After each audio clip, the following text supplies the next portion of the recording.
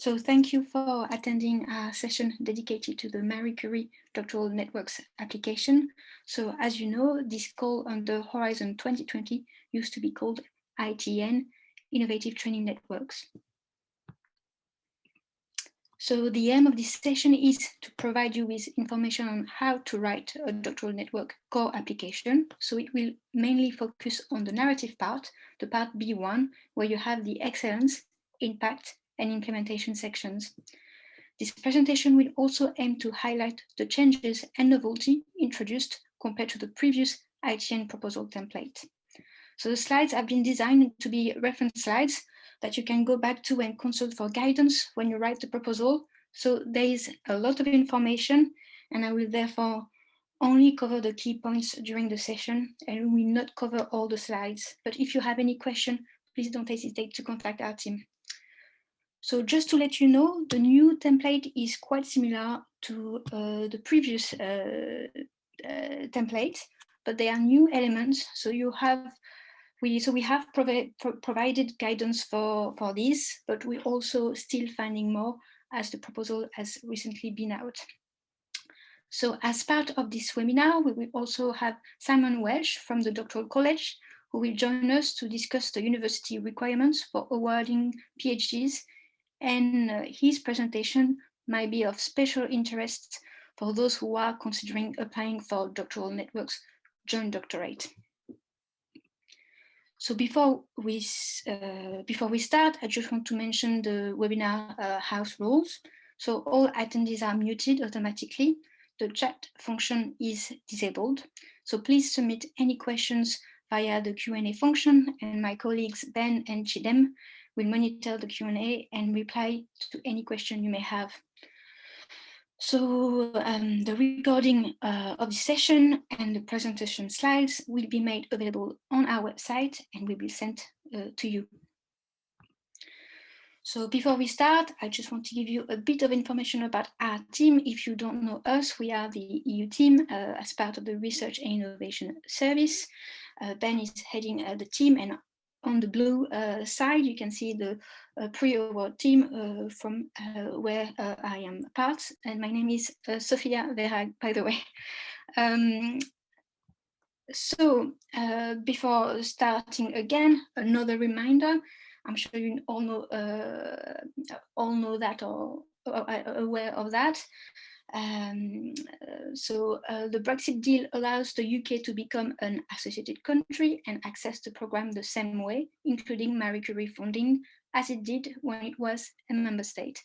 So the message is really simple. It is very much business as usual for Marie Curie funding, and the UK will not miss any Marie Curie calls.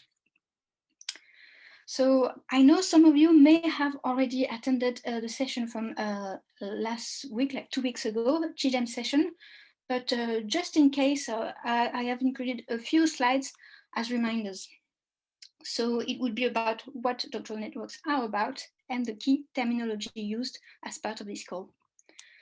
So what are Marie Curie doctoral networks? They are networks of international and intersectoral organizations who, together, deliver an interdisciplinary doctoral program via a series of interconnected PhD projects. So doctoral candidates will be recruited as part of this network. They are called now supported researchers. They used to be called early stage researchers. So just to let you know, any changes compared to the ITN 2020 call under Horizon 20 have been highlighted in green, as I think this may be useful for those who have applied and are reapplying, or those who are consulting example of successful proposals.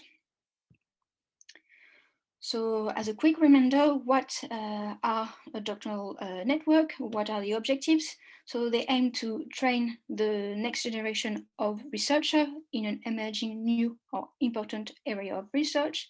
It aims to equip supported researchers for a future career, not only in academia, but also outside academia.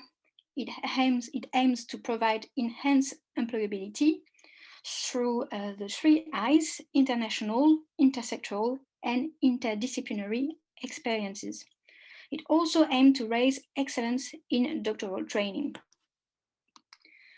So this has been covered during the first session, but I just wanted to put them in the slides because I will refer to the expected outcomes and the expected impacts when talking about the impact section. So in the work program, you will see the expected outcomes. So the project results are expected to contribute to the following outcomes at researcher and at participating organization level. And you also have in the work program listed expected impacts. And these are more at EU level. So these will need to be addressed in the impact section primarily. So this is why they are in this slide, but I'm not covering that. We discussed that 2 weeks ago. So just as a quick reminder, the key principle. So for doctoral networks, the research is bottom-up. Applicants can choose any research topic, except Euratom. They need to respond to really well-identified needs. They are composed of, they are a consortium composed of minimum 3 organizations. They are called beneficiaries from 3 different member states and associated countries. And in this consortium, and that is new, you need at least 1 beneficiary who is established in an EU member state. In addition to that, you can have additional beneficiaries from member states, associated country, and eligible third country. So if you don't know which one countries are eligible, on the slides you'll be able to click and you will have the list of countries. In addition to that, you can also have associated partners. They were previously called partner organization, and they can be from any country. So similarly to H2020 ITN, you have 3 implementation models: standard DN, industrial doctorate, joint doctorate. One thing I have to say, it's a bit of a shame, but now we can a network with only 2 beneficiaries are no longer funded. So the EID twin can't resubmit, or they will have to include more beneficiaries in their consortium to meet the eligibility criteria. So now you might not remember and wonder what is a beneficiary, what is associated partner. So a beneficiary signs the grant agreement. It hosts supported researchers and it contributes to the direction of the project. Associated partner offers training or secondment to fellows. They are associated to the project, they are not contracted, they don't sign the grant agreement. And usually they are potential future employer for supported researchers. I've also included the definition of academic sector and non-academic sector, because if you choose between different models, you really need to know what it means. So academic sector, it's public or private higher education establishment awarding academic degrees, public or private non-profit research organization, and international European research organizations. Non-academic sector, it's any socio-economic actor not included in the academic sector. So when discussing one of the models called industrial networks, non-academic involvement does not necessarily mean the involvement of industry. That's a bit confusing. So it would very much depend on your sector. For instance, if you're working in the field of culture, it could be a creative industry organization, it could be a museum. So it's not industry strictly. So here is more of a reference slide for you to help you see the difference between beneficiary and associated partner. So now I won't go over all the requirement and consideration for the models, as we've seen that 2 weeks ago. But here is like a summary table. So the 3 implementation models share the same overall objective, but the industrial doctorates and joint doctorates have additional objectives. Industrial doctorates have a further emphasis on cross-sectoral training. For them, you need to have jointly supervised supervision with the academic and non-academic partners. And at least one beneficiary should be from the non-academic sector. For joint doctorates, it's about a joint collaboration which lead to the award of joint or multiple doctoral degrees, and they have to be recognized in at least 2 EU member states.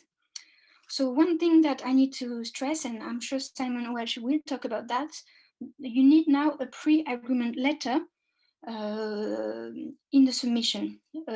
So for those applying or considering applying for the joint doctorate model, please note that you must also, before to have this pre-agreement letter signed, obtain a stage 1 approval from the doctoral college for your new program. So yeah, but Simon, I'm sure will tell you more about that. For doctoral networks, the standard version, you can have now only up to 10 supported researchers. And to further encourage joint doctorates and industrial doctorates, you can have up to 15 supported researchers. So that's something to consider when you choose your model. Okay, here is just a summary table with the requirement and the considerations. So it's for you for reference if you need to look into that. So as a quick reminder, the deadline is 16th of November 2021, 4 o'clock UK time. So now let's talk about the application requirements and let's have a general overview. So you submit your proposal on the online portal. You have 3 parts in the application. Part A is the online admin form. There has been a few changes to the form with some new content to be filled and also some content that was in the B2 that now has been moved in the admin form A. So I won't cover that, but I have highlighted the new tables and the new content in the admin form. That's something to be aware, at least for those who have already applied and who completed these forms before. So part B1 is the same. It's the core the core proposal. It's where the narrative is. It's 30 pages, and the presentation will very much focus on this. B2, it's about participant information as well as letter of commitment and pre-agreement letters. So I won't say too much about this. I just want to say that all associated partners need to provide a letter of commitment, which highlight their real and active participation. If an associated partner does not provide a letter, the evaluators will disregard that associated partner. And if a letter of commitment do not follow the mandatory template or fail to give enough information, the proposal will be penalized under the implementation evaluation criterion. For joint doctorates, a letter of pre-agreement must be included from those academic beneficiaries or associated partners that will award the doctoral degrees. Again, this is the same. If the letters are missing, this will lead to the exclusion of the entity, and it may affect actually the eligibility of the proposal. And if a letter of commitment do not follow the template or fail to give enough assurance on the commitment, again, the proposal will be penalized. So that's something to be aware of. So now let's have a quick overview of the formatting. The formatting is quite strict, so please use the template, the new template, and please follow the formatting quite strictly. For those who applied before, be aware that the table font size is now 9 and it was previously font size 8. So all the requirements are on this slide for your reference. So here is the overview of part B1, so the core proposal. You have a start page where you give the call code, the proposal acronym, the type of network applied for, then the table of contents on page 2, and the list of participants on page 3 and 4. If you have any space left on 3 and 4, please do not use that, leave this blank, and then start your proposal on page 5. where you will discuss the excellence, impact, and implementation. There is no limitation in terms of the sections for excellence, impact, implementation. This is up to you to allocate that, but bear in mind the evaluation, the weighting of these different sections. We will see that in when I talk about the evaluation criteria. And also now there are two small section limits for the open science and the research data management sections. So I've included this. You can here only allocate a maximum of 1 page. Overall, you have 30 pages. And if you have any excess pages, they will be automatically blanked out. So make sure you don't have any excess pages. So here is just an example of the tables on page 2 and on page 3 and 4, sorry. So before we start really talking about the core proposal, we just have a few general tips. So make sure to structure your proposal according to the headings provided, address each of the evaluation criteria. You need to cross-check with the Marie Curie evaluation criteria form. That's really important. Use definite language, avoid uncertainty in your approach. Make sure your proposal is tangible, so how concretely you will do what you say you will do. Quantify, provide indicators. Don't expect the evaluators to make assumptions, be concrete and explicit. Don't expect all the evaluators to be experts in your research field. Remember, most evaluators are also not native English speakers, so avoid jargon and avoid long sentences. Don't use UK-specific terms as well, and explain all your acronyms. One thing that I think is really good to do is to use diagrams and tables to break up the text as well as support the written text. That I think for evaluators must be something that really helps. So here is about the evaluation criteria. You have excellence, impact, and implementation, and they weight. They have different weights. Excellence it's 50%, impact it's 30%, and implementation 20%. So here you have a link to the evaluation form and also the score under ITN for Horizon 2020. And I've also included here the priority order for ex-aequo proposals. So they will, if you have two proposals which have the same score, they will look at excellence, and if it's the same, they will look at impact, and if it's equal, they will look into the gender balance among the supervisors. And again, if this is equal, they have other factors that can be considered, and they are listed here. So these, I think, are some information that are useful to know. So now let's talk about B1. So B1 is where you describe your project idea, the science and the training, the expected impact and how you're going to manage your project. It's very much the core of the application. So again, just to let you know, to remind you, these are really reference slides that you can consult afterwards. So there are a lot of information, and here we will only cover the main key points. So now let's start with the excellence section. The first thing is that the proposal you submit is not about funding research per se. It's very much about funding training, funding research through training for PhD students. So for B1 excellence, you should describe your research program and training in detail, explain how the training is linked across the network, include training in research and transferable skills and secondment. And this training needs to be relevant for innovation and long-term employability. So here is the overview of the excellence section. So there are 4 subsections. We will go through each subsections. Just to let you know, compared to H2020, the wording of the template has been revised. The sections have been reorganized, but there are not that many changes. For instance, here, the methodology has now its own subsection, so 1.2, and a few new additional subheadings under 1.2 have been included, and I will come back to that.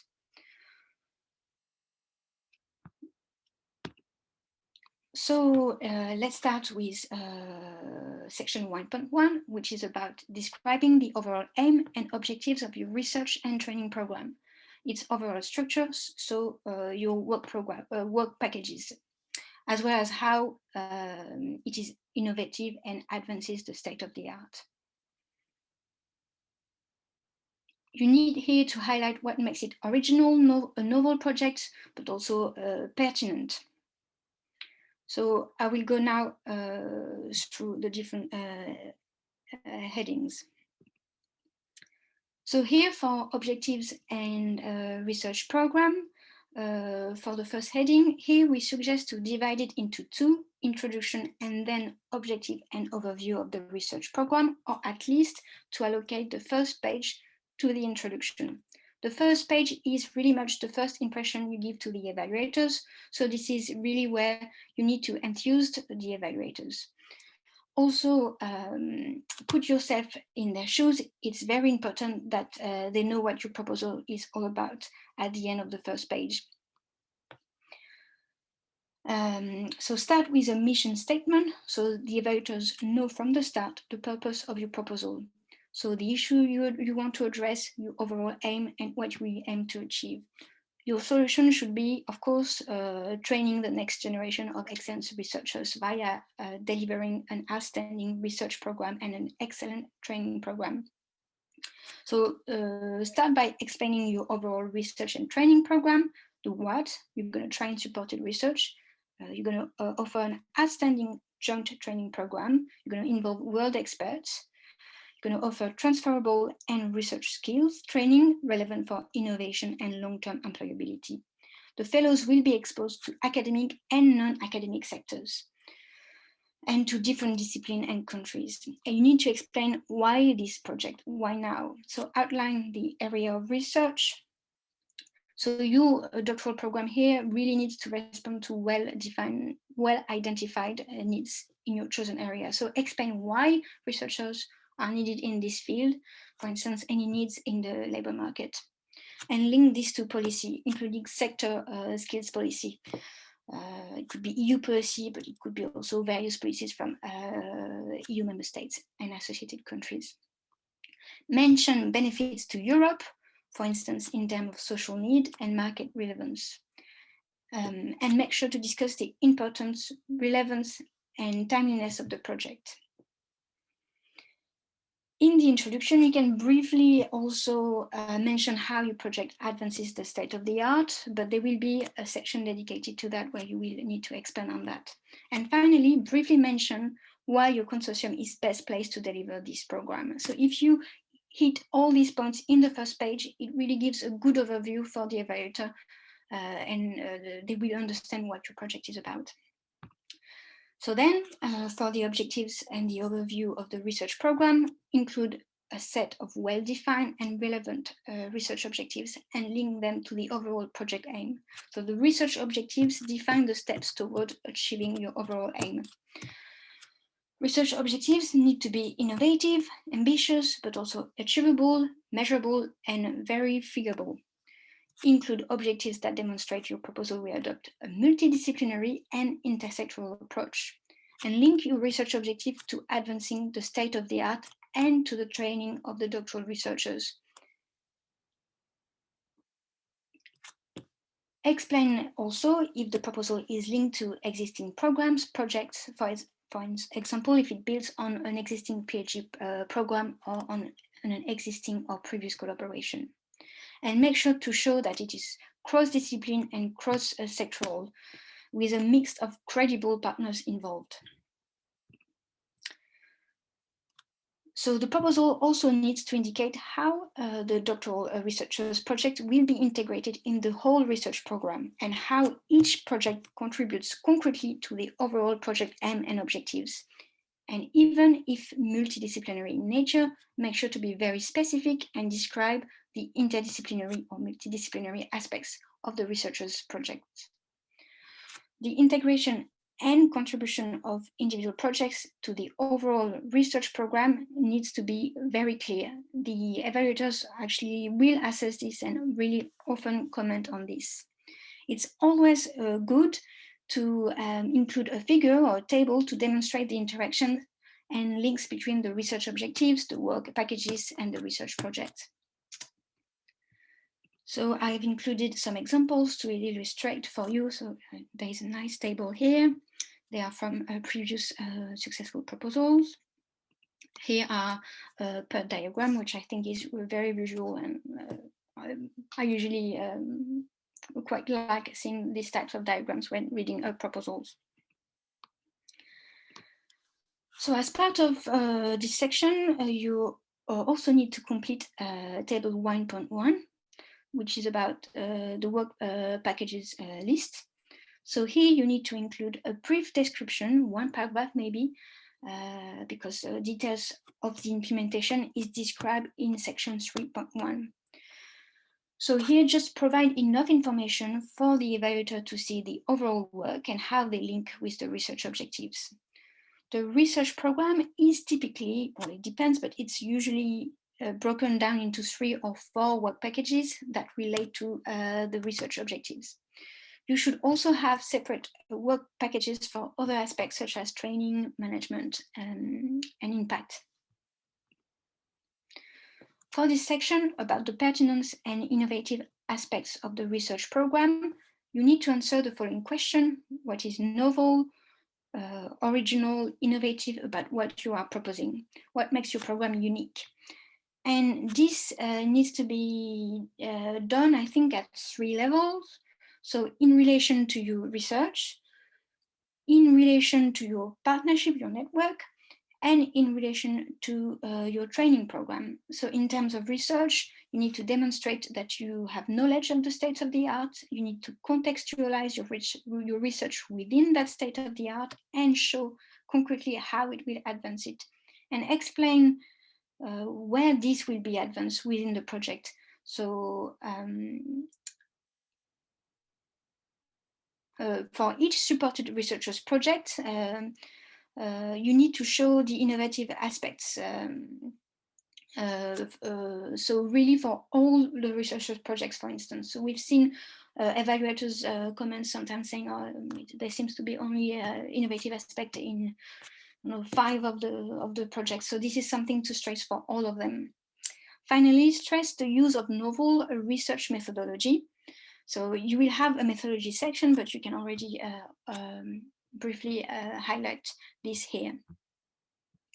In relation to your partnership, your network, you need to tell us what is new, novel about it, what this network will allow you to achieve that you would not be able to do without such collaboration with partners from different disciplines, sectors, countries. So it's about complementarity, synergies, and you need to link that to impact. So you can explain briefly how partners' synergies and complementarity are being exploited to create a new innovative research training approach in your field. Finally, in relation to your doctoral training program, you need to discuss what the added value is, what is original compared to existing doctoral programs. So it's key to show the additional benefits for supported researchers compared to other programs, and stress the benefits for them to be exposed to a wider range of disciplines and different sectors. And make sure to mention the innovative research secondments that you are going to include. So this section is about the methodology. This is the overview. So for those who've previously applied, there are now 3 new subheadings on gender dimension and other diversity aspects, on open science practices, and on research data management. So these are some of the main changes of the template. So in H 2020, this content needed to be addressed, but in Horizon Europe, there is now a greater emphasis on these aspects, and they have their dedicated required subheadings, and they're also very much reflected in the evaluation criteria. So for the overall methodology, you need to describe your approach and the key research methodologies and justify your approach. So here, demonstrate this is the best approach to achieve your research objectives compared to other alternatives. and provide enough detail so the evaluators can evaluate whether your methodology and approach for each objectives are feasible, appropriate, and also enough detail so they are convinced of the quality of your research program that you are proposing. So link methodology to be used with expertise of the participating organization and highlight the innovative aspects as well as the interdisciplinary and intersectoral aspects. So for instance, you can say that you will look into theory and then you will maybe have simulation or industrial application. So although impact is discussed in section 2, you can already briefly mention the potential impact of the results in this section. So in 1.2.1, you will need to explain how research methods and expertise needed from different disciplines will be brought together to achieve your objectives. So it's about how complementary methods will be integrated. Now this new subsection is about gender. And you will need to describe how the gender dimension and diversity issues are considered in the research methodology. If not relevant, you will have to provide justification. So here it's very much a research context only, so it's not related to the gender balance within the project team. So I have included a link to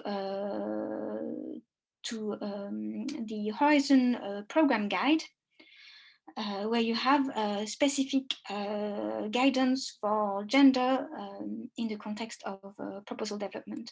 So do have a look at that guidance, and I would say do read the Horizon Europe program guide in general. If you are preparing a proposal, it is very, very useful, and it's very practical in terms of information you have. It really helps you with the development of your proposal.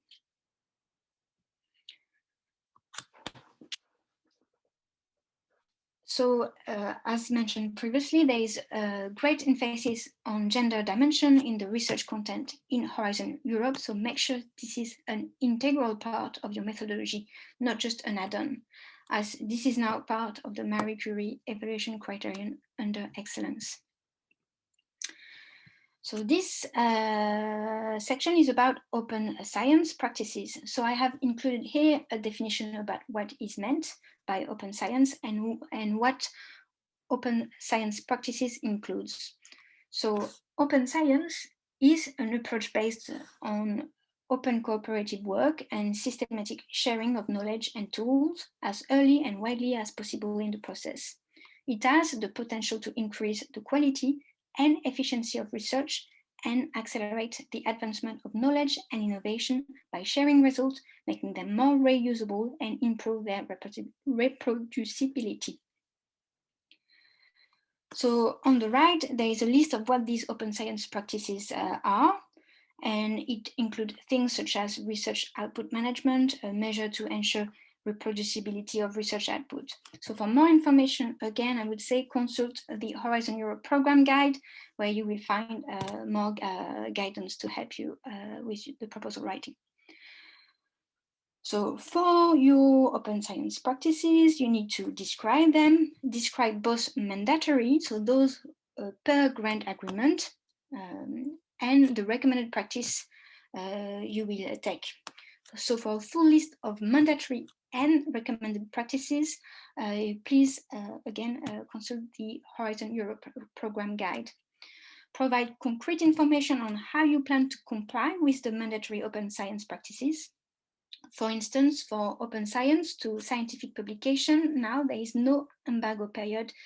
So it's kind of having the equivalent of gold access, but that cost will be eligible to the grant. So you also need to explain your choices in terms of non-mandatory practices, why they are best suited for your work, and how these practices will help you towards achieving your objective. So again, open science practices are considered in the evaluation under excellence, but also under implementation. So This subheading is about research data management. So you need to describe how the data generated or collected and other research outputs will be managed. Your approach should be in line with the FAIR principle, findable, accessible, interoperable, and reusable. For more information, I have included a link. So the following aspects to address are listed on the slides. It includes, for instance, findability of data or curation and storage aspects. And again, for more information, have a look at the Horizon Europe program guide. Just to let you know, if you are successful, a detailed data management plan is a deliverable at month 6. And for any support regarding this, don't hesitate to contact the research data management team at the library. I'm sure they will be able to help you.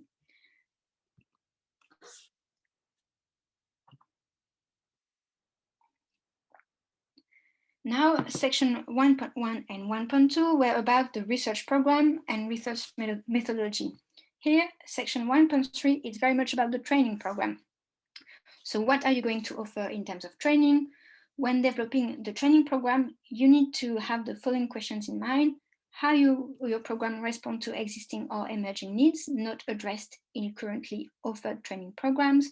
For instance, it would be career options not addressed in current training. You will also need to demonstrate that your project is cross boundaries between different disciplines and sectors. So here, the involvement of non-academic is key, and their involvement really needs to be relevant and related to the training needs. And remember, the exposure to industry or non-academic sector is very much seen as an increased factor for employability of researchers.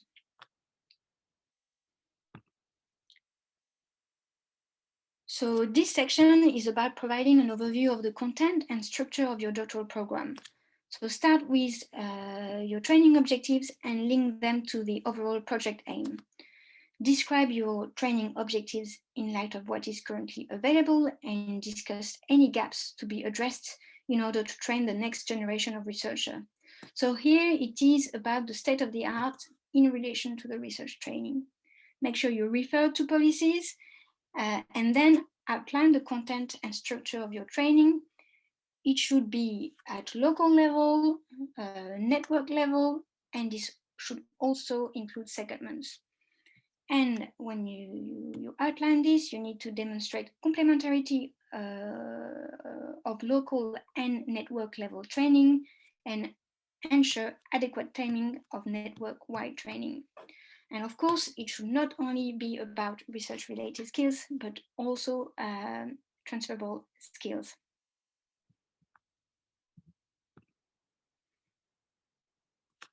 So as part of this section, you also need to mention that the training program will be designed to match individual researchers' training requirements by having a personal career development plan, which is a deliverable.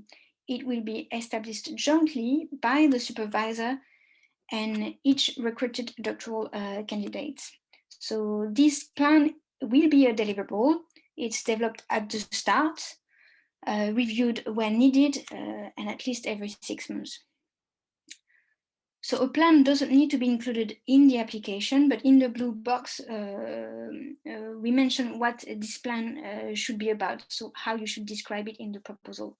So for instance, a personalized analysis of the goals and requirements for each individual and a list of courses to be taken would be part of this plan. So in this section, also try to show that researcher skills will develop throughout the lifetime of a project. So for instance, somebody would have an outreach training, and following this, they will also take part or organize an outreach activity. So then you see that they have the training, the theory, and then they have, it's followed by practice. So here is a summary of the innovative training you should include. As mentioned, local opportunities, secondment opportunities, network-wide training activities, but also it could be specialist input from external experts, visiting researchers, and external training. And here is a list of examples of transferable skills training that you can consider. So the question should be, what skills are needed for researchers' career to provide the researchers with better career prospects? So at our previous webinar, Dr. Jenny Rivas Perez made a presentation about how ODPL can help with your transferable skills training plan. So the recording of the session is available on our website, and please don't hesitate to contact also Jenny if you have any question. So also as part of the training you can include, you can have visiting researchers. So I have included some slides here, but I will not cover it due to time. There is so much to cover. So you also have some more information about external training and external participation. One thing that you need to know about external participation is that opening network training events to other students beyond the consortium is usually seen very positively. So that's something you can think about. So don't hesitate to include a visual of your training program. This will break up the text and help the evaluators understand what you are offering. So here is a good example. Also another example. So as part of this section, you will need to complete 2 tables. One about recruitment of each researchers. So make sure you modify the table to add a column for secondments. That will help highlighting intersectoral training. The second table is about the main network wide training events. So include short description, be very specific about the details though. When and where it will take place, what areas it will cover, how long it will last, who will deliver the training. So our suggestion is to modify that table to allow this level of details. So the next subheading is dedicated to the role of non-academic sector in the training.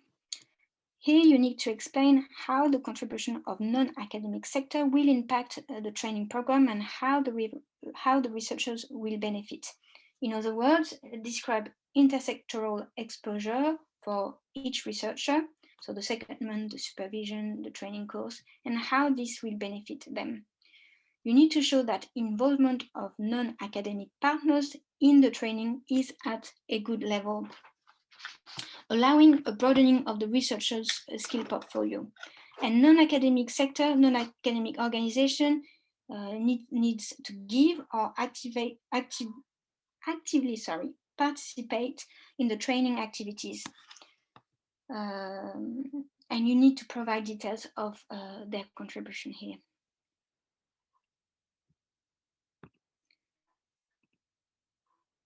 So this is the subsection overview for supervision. Just to let you know, the individual profile of the supervisor should be described in the B25, so not in the core application. Also, there's something new, newly published. There is a new guidelines document for Marie Curie supervision, which we recommend you read to help you with this section, and a link is included here. So in this section, basically, it's about qualification and supervision, and you need to demonstrate you have a strong pool of supervisors with good research records. So discuss track records and quality of supervisors, but in general terms. You could, of course, highlight excellence of specific institutions or PIs, but discuss individual supervisors in B5, so you don't have any duplication. You can also include a table showing each fellow's supervisory arrangement. So this should cover the host, but also the secondment arrangement, So you can list the name of the supervisors and the co-supervisors for each researcher, sorry. So it's good to have supervisors from the academic and non-academic sector. If you don't have a supervisor from the non-academic sector, you can consider at least including maybe a non-academic mentor. So for DN standard, consider including mentors and second supervisors, but for DN joint doctorates and DN industrial doctorates, it is the joint supervision is mandatory.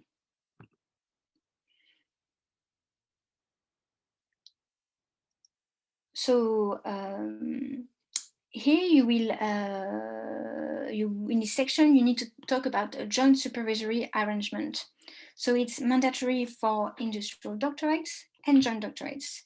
But if you have, if you are applying for the standard one, you could still consider including some information here.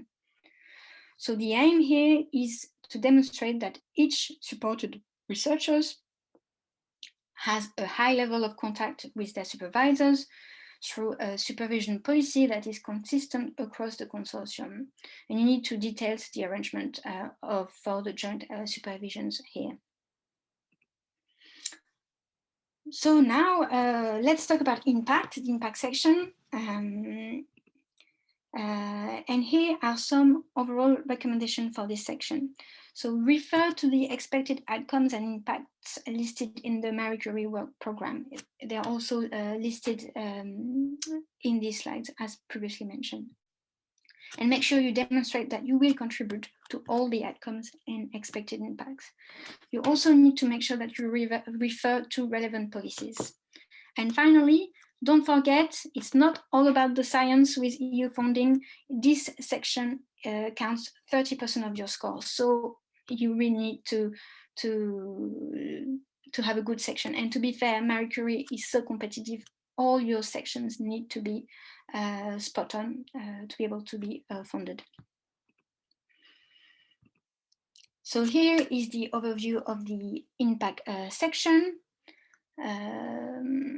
Headings have been reorganized and restructured, but the content remained the same. There is, however, a new subsection, which is 2.4, and I will talk about that in a few slides.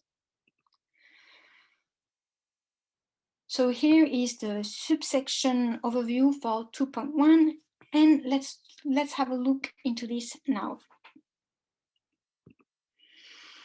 Section 2.1 is about how your project will contribute to the expected outcomes and expected impacts at EU level. So about the contribution to structuring doctoral training, here you will need to explain how your program will contribute to this policy objective of structuring doctoral training capacity, and make sure to refer to EU policies regarding doctoral program and other policies if relevant. You will also need to show how your project will help spread best practice in doctoral program, and also how it will, how you will exchange best practice or encourage the exchange of best practice in terms of training, employment, working condition of PhD students. It is also good to mention here how the new training model, how the new training will be sustained after the project ends. For instance, will you be looking at further funding opportunities?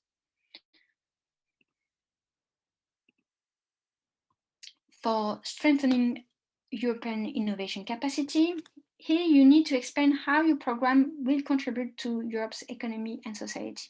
So this is very much where you detail the benefits of the doctoral training in terms of strengthening the EU innovation capacity. So it could be, for instance, improved knowledge transfer, or how it will help ideas to market, how it can help with appropriate employee skills that are very much needed or for the future.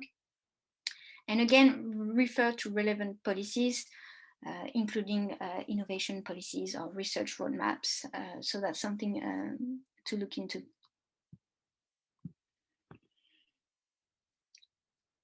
So for section 2.1.1, here you need to detail the meaningful contribution and benefits of the non-academic sector to the training. So here it's very much about how the exposure of all supported researchers will be beneficial to them, how The exposure of all the fellows is meaningful, will lead to greater employability, and how the involvement of the non-academic organizations will ensure excellence and also impact of the research training. You can also explain how the training program will enhance existing and or create new collaboration with the non-academic sector in your area of research and doctoral training. This section is about sustainability. I think it used to be only for joint doctorates, but now it is for all the models. So here you will need to explain how the project, your project, will contribute to creating sustainable elements that will continue after the end of the project. So how will the network and training continue after the duration of the project? Which measure will be in place to ensure long-lasting collaboration and research training within the network?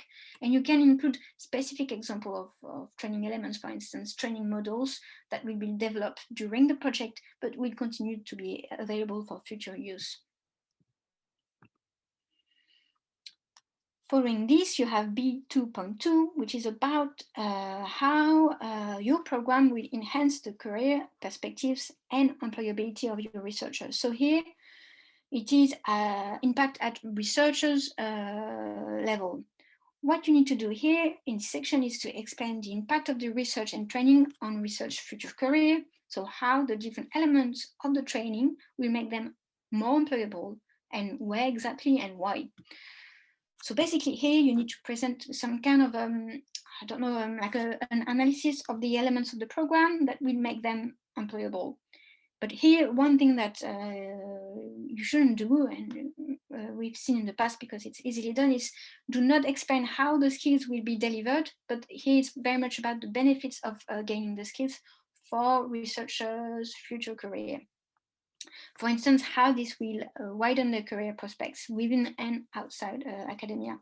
So here, make sure to be clear and concrete and avoid general terms like researcher will become great leaders and then nothing else. So it needs to be quite concrete. So try to be specific. For instance, specify how training will enhance researchers' capacity to progress in research in their specific field, how they will be able to work and communicate across disciplines, sectors, even countries, develop an independent research career. Here you need to describe employment sectors, so academic and non-academic, and also maybe potential jobs or even career opportunities. If, for instance, you are working in a highly focused subject area, you can also show that your researchers will be able to work in other sectors.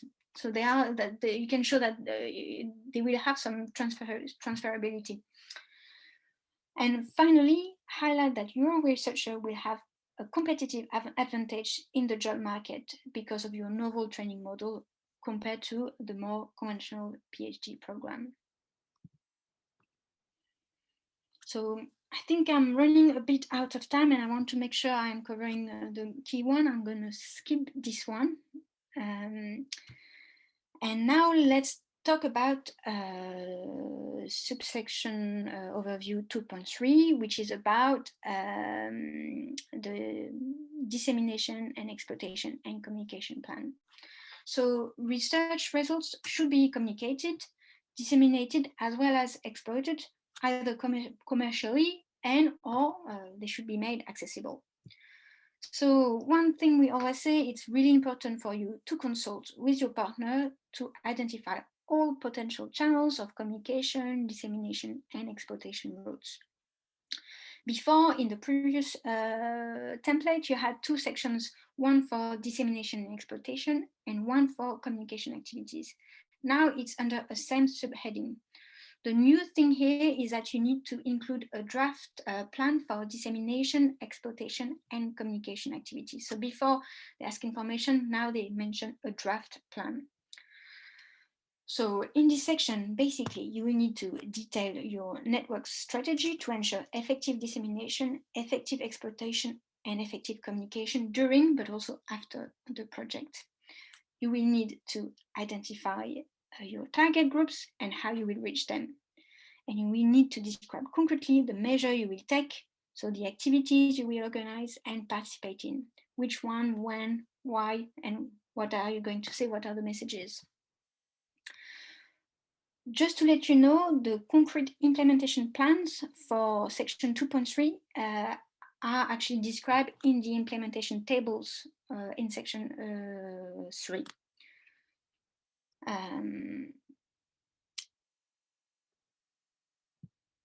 So now you might wonder, or maybe you don't remember, or what is dissemination, exploitation, communication. I get a bit confused, so I always look at the definition. So dissemination is about sharing results with relevant stakeholders, such as peers in the research field. Exploitation is about using results, their uptake in society and industry. And communication is about raising awareness of the project and results to the general public. Within communication, you have communication activities, which are one way, for instance, like an article, but you also have communication activities that are called public engagement activities, which are meant to engage in a two-way exchanges. So that's the difference between when they use the two terms. So here, this is for your reference, but it's a very good summary table. It shows the difference between communication, dissemination, and exploitation. And hopefully this will be helpful for you when writing this section. So for instance, for dissemination, it's about making results available to stakeholders, how you should do this, by transferring knowledge and results so others can use and maximize impact of the research. And who is your audience? There would be a specialist audience interested in using the results. So for instance, the scientific community would be an audience. And when this needs to be done, well, it needs to be done as soon as the results are available. So I won't say much more about this. I think the slide is pretty clear and quite useful, and maybe it's best to have a look in your own time. So as mentioned, now you need to provide an initial version of your dissemination, exploitation, and communication plan. So the plan must explain the measures you plan to use to maximize the impact of your project across all 3 areas and to different target groups. And that final plan will become a mandatory deliverable by month 12 of a project. And I think it will need to be updated at the end of the project too. So activity should be definitely strategically planned with clear objective and start from the outset of the project. For these activities, make sure you involve your supported researchers and make sure you describe the impact of these activities. It is the impact section after all. One thing you might want to consider is having an impact committee in your management structure. So an impact committee will be tasked with taking a strategic view on dissemination, exploitation, and communication. And last thing I want to say is think about adopting an open science approach too when you develop that plan. That is quite important. So here, this is again from the Horizon Program Guide. It's a summary of some of the guidance provided, and I would say, so I won't go over that, but I would say when you develop your plan, or if you are part of a consortium and the coordinator is asking some help developing this plan, this is really, I think, a good guidance to use. So here are further information slides for dissemination. I won't go over them. They are specific for dissemination communication, but I think I've said enough, and we have not much time left. I want to make sure that we have enough time for Richard Hall's case study at the end. So I won't cover that too much. I just want to say, for instance, on this slide, you have examples, a few examples of the proposed outreach activities that you could consider.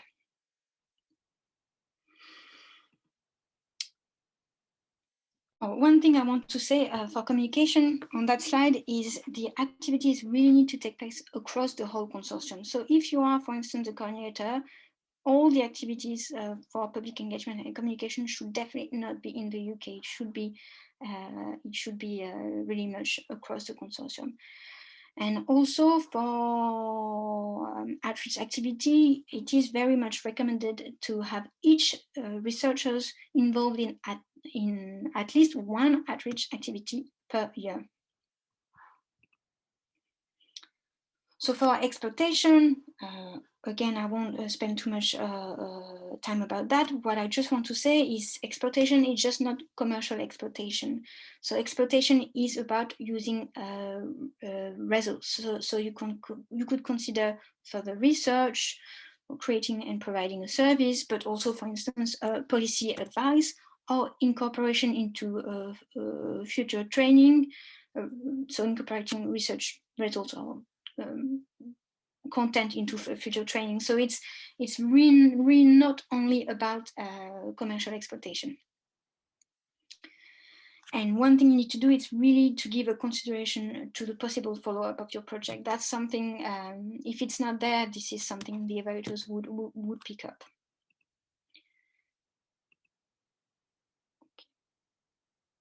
So for exploitation, and you can also highlight the support you can get from the university. For instance, there is a commercialization team. So that's something you can also mention. So this is section 2.3.2. And here you need to describe your strategy for managing IP and enforcing protection measures if appropriate. So if your project is selected, you will need an appropriate consortium agreement to manage, amongst other things, the ownership and access to key knowledge such as IPR or research data.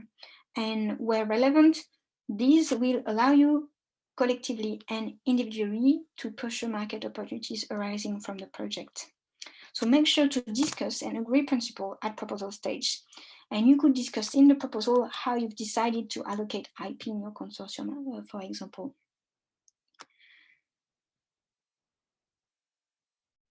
Okay, I think I've covered most of this. Let's go to the next section, which is new. So 2.4 is about the magnitude and importance of the project's contribution to the expected scientific, societal, and economic impacts. So it's the project's pathways towards impact. In the next section, you will need to explain how your results basically will make a difference in the longer term, beyond project duration. You can divide the expected impacts into three: scientific, economic, and technological, and societal. So, for instance, for the expected scientific impacts, it could be about contributing to specific scientific advances across or within disciplines, creating new knowledge. It can be about reinforcing scientific equipment and instruments.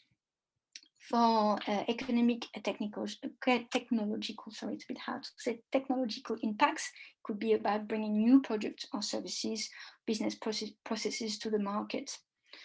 For societal impacts, it could be, for instance, helping towards decreasing CO2 emissions. It could be about raising consumer awareness. So it can be about a lot of things. But one thing that needs to be done, it's you need to be very specific to your project and quantify as much as possible, and only include outcomes and impacts with significant and direct contributions. So avoid describing very tenuous links to wider impacts. It's best to focus on the main outcomes and impacts, what's really relevant. So here it's about magnitude and importance. So you need to give an indication of this. So you need to give an indication of the magnitude and importance of the project contribution. And the answer the questions to answer, sorry, would be how widespread will the impact be, and what is the value of the impact. So now I'm going to stop now because I think it's just time for Simon's presentation. So Chidem, do you know if Simon is present? Yes, he is with us. Let me make sure he has same as panelist. So let me.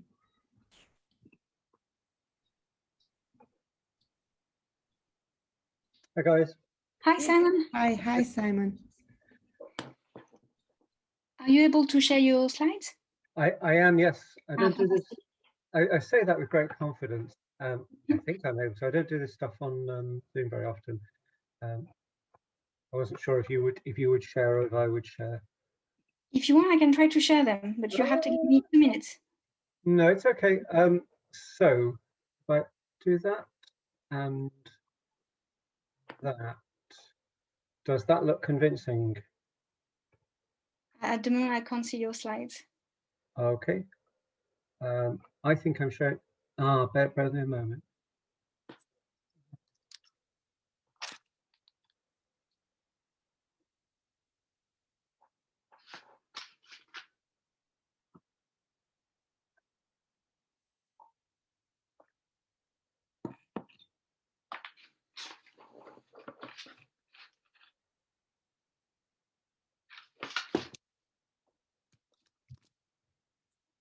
It says you cannot start your video because the host has stopped it. I think I was maybe still sharing my slides. Can you try again? Same message. Okay. Okay. I am willing though. Who can share? You should be able to share though. I'm not too sure why it's so. Okay. Let me see if I can share them for you. Okay, I have them here. I'm sorry about that. I'm not too sure why. No.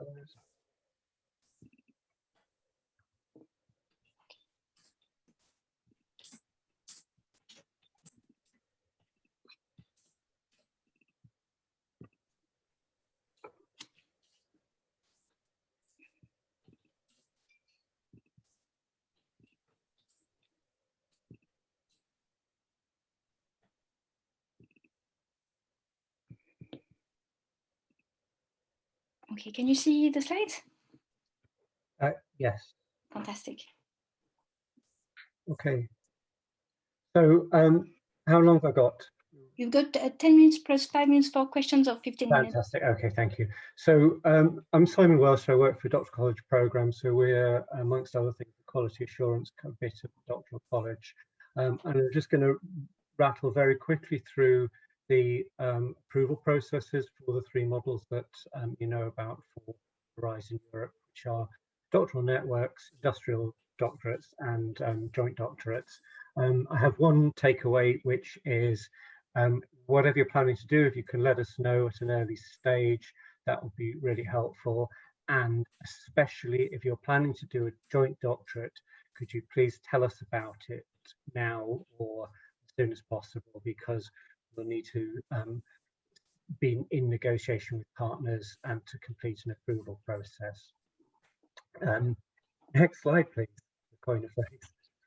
Thank you. So the Doctoral Network, as you know, is a program with joint supervision, but typically leading to a single award. It can lead to more than one award, but the way it normally works, one organisation awards to any given candidate. This doesn't need a formal committee approval at Leeds. We would do this by approving a candidate to spend time in another location. So it would be useful for you, if you're planning this, to let us know, and we can have a look at what you plan and if there's anything else that we need to be aware of. But essentially, if you're doing this, you don't need a formal committee approval for it. And so I'm going to leave it there. Next slide, please. So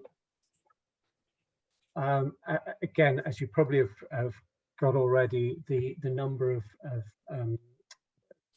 person months available in a doctoral network is less than the number available in an industrial doctorate or a joint doctorate. So there's an incentive as well as for other reasons that you might want to go for industrial doctorate. For this, the residency requirement that we have for the candidate is 18 months. And again, the specification that you'll find in the guidance is that the candidates must spend at least 50% of their fellowship duration in the non-academic sector. So essentially, this is a kind of half and half program. The slide that's up is an example of a possible structure, but as long as you meet those criteria, you can structure it however you want. We would expect the candidate to be supervised by Leeds throughout, notwithstanding that they were resident in and be also supervised by an industry partner. And as you can see again from the documentation, there's mandatory supervision by both academic and non-academic sector. Again, I don't know how much of this has been already sort of stated, but the quality of the supervision is really important in the mission. So important to be clear about what's being contributed by whom and how and why in terms of the supervision. In terms of the approval process, this is relatively light touch. We would see this as a split site program, and specifically a Model A split site program. That does need approval, but it's a light touch approval. It's a one-stop approval through program study and audit group. So if you're kind of getting on with it again, if you can let us know, that would be helpful. Can we have another slide now? Okay, so and then the kind of the really meaty stuff. So dual or joint degrees. So a joint degree in the Horizon terminology covers various options, including a single certificate awarded for passing an assessment in 2 institutions or even more, through to various double or multiple awards where multiple certificates are awarded. Right now, we are trying to unpack a query about what a dual a double or multiple degree might really mean. And this kind of hangs on the assessment process.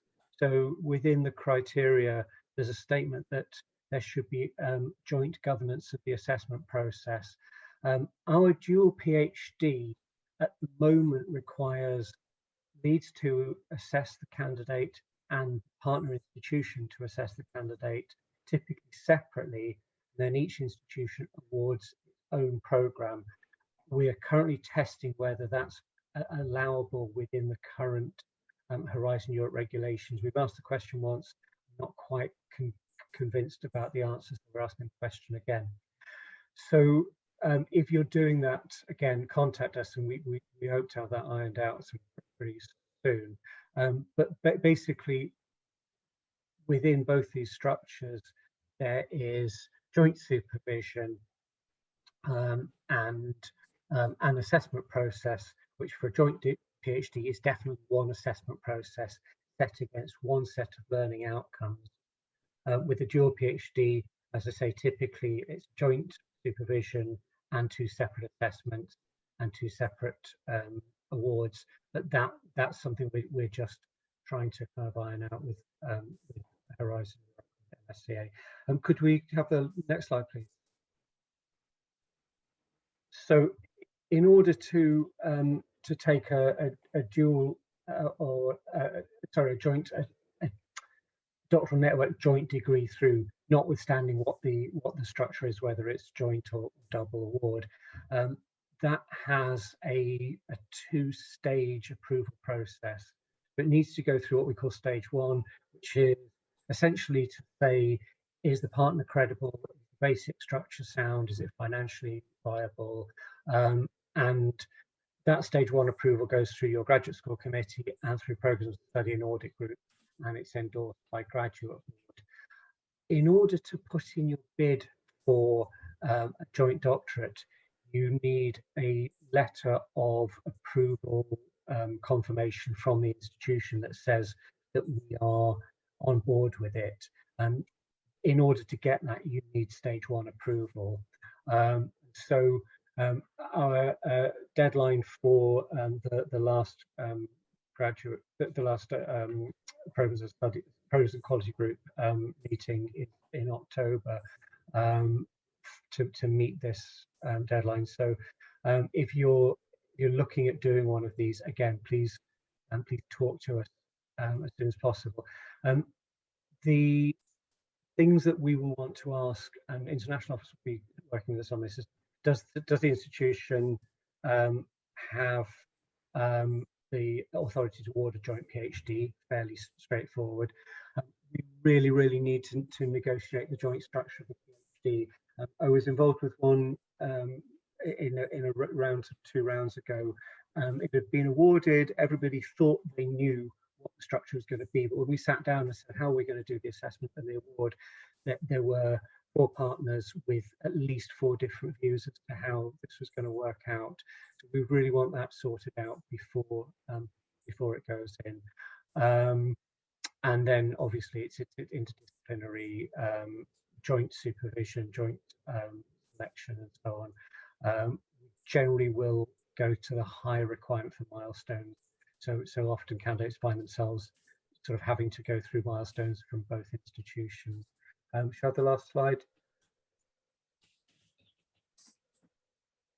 So yeah. So to do a double, I'll say double because that's the horizon nomenclature, double or a joint award, we need that submission of that completed template letter. That also commits to us signing a full agreement within 6 months of the start of the action.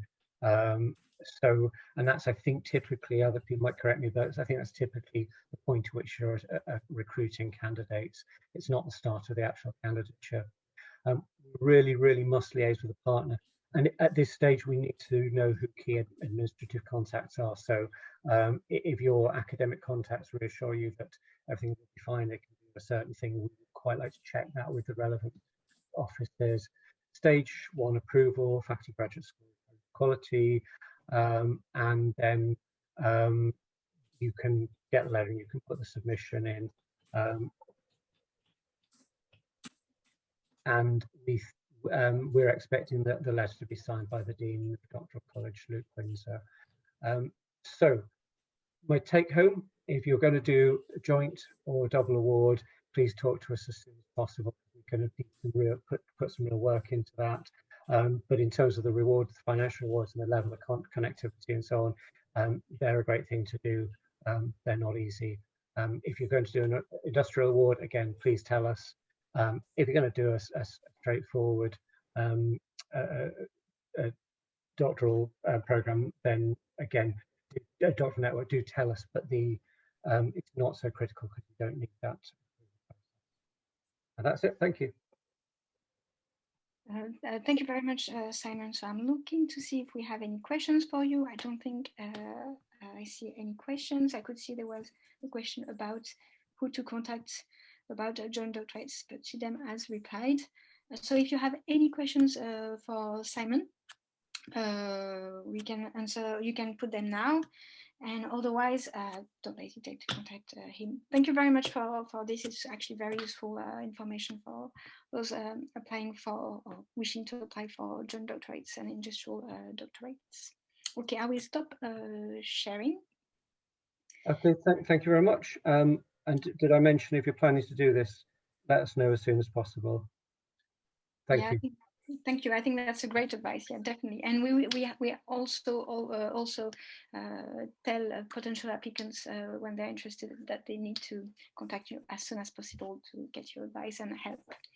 So now I'm a bit behind. I will go quickly through the implementation section, and then I will leave the floor to Professor Richard Hall from the Faculty of Engineering.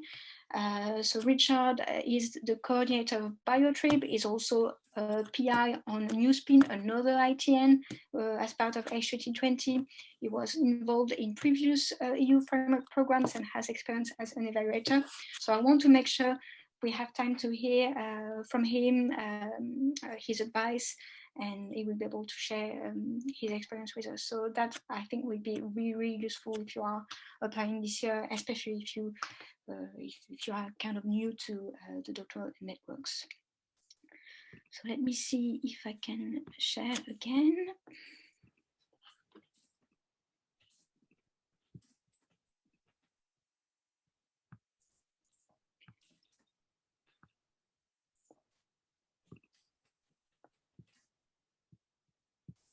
Okay, so now let's cover the last section, part B13, the implementation section.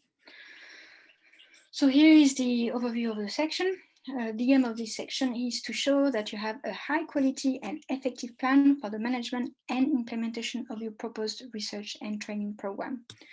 So these include your work program and management structure and procedures, which is what section 3.1 is about.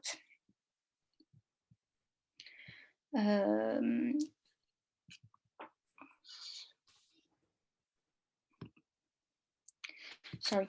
So this, compared to H2020 template, section 3.1 now includes the content of what used to be section 3.2. So almost all the same subheadings have now been moved under 3.1. So you probably will recognize them for those who applied before, except for IPR and data management subheading, which now have been removed, but there is a new subheading, which is the environmental aspects in light of the Marie Curie Green Charter. So that's a new document, and I will talk about this in the next slides. So here is the continuation of this overview. It's section 3.2, which is about the quality, capacity, and role of each participant, so both beneficiaries and associated partners, to deliver the proposed work. So compared to H2020 template, again here, it's not much change here. It's really just a reorganization, and it's the same content. But on the slides, we've told you which section, which previously. So if you've applied before, or if you are consulting successful proposals, then it's easier to see the different sections and how they relate. So don't forget, B3 counts for 20% of your marks, and in any cases, as I said before, all your sections need to be spot on because it's although Leeds is doing very, very well, and you have the stats in the set of slides from our previous session, this remains a very competitive call. So the other thing I wanted to say is part B3 is often read in parallel with part B2. So you need to think about that and keep that in mind and avoid duplication when possible. So the first section focuses on the work plan. Section 3.1 is about the description of the work packages, the deliverable and milestones, and the supported researchers' projects. A table needs to be completed for each of these aspects, and there are no changes to this table compared to the previous templates. So here you need to describe in detail the work packages, research, training, management, impact. Work packages need to be of manageable size and feasible given the time frame. You also need to have a balanced work package lead and task allocation across beneficiaries. So for instance, if the coordinator is leading all the work packages, I think this will be flagged up by the evaluator, so make sure there is a good balance. And explain how the work packages are linked to each other and if there are any overlaps. And again, highlight the role of the non-academic organizations. So the next table, it's about deliverable and milestones. So here is a reminder about what is a deliverable and what is a milestone. So a deliverable is a physical output of the project, for example, a report. A milestone is a checking point for measuring progress, a point in the research plan where a decision is made or that allows the next phase of work to continue. So for instance, a milestone could be when you have recruited all your researchers. So usually in IGN proposals, at least, you had around 6 to 8 milestones during the lifetime of the project, and it will usually be sufficient. You should have more deliverables than milestones. And all milestones and deliverables should not only be assigned to academic partners. One thing to remember is that the proposal becomes the description of action. And this is a legal document.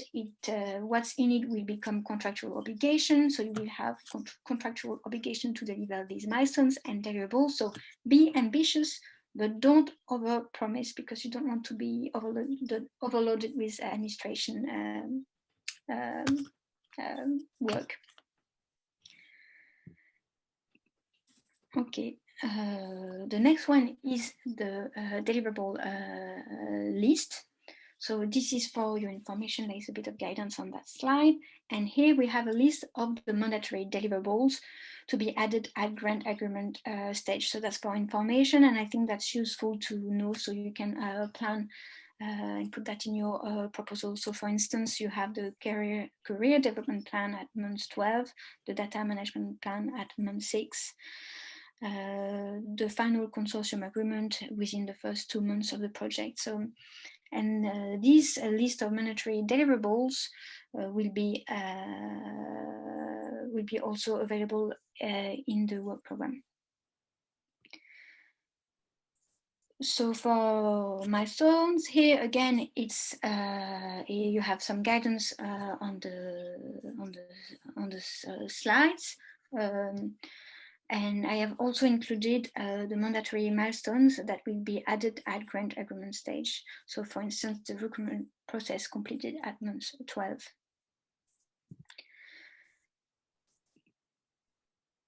The last table, it's about the researchers' projects. You need to describe in detail each individual project, so the objectives, the expected results, the deliverables, and plan segment.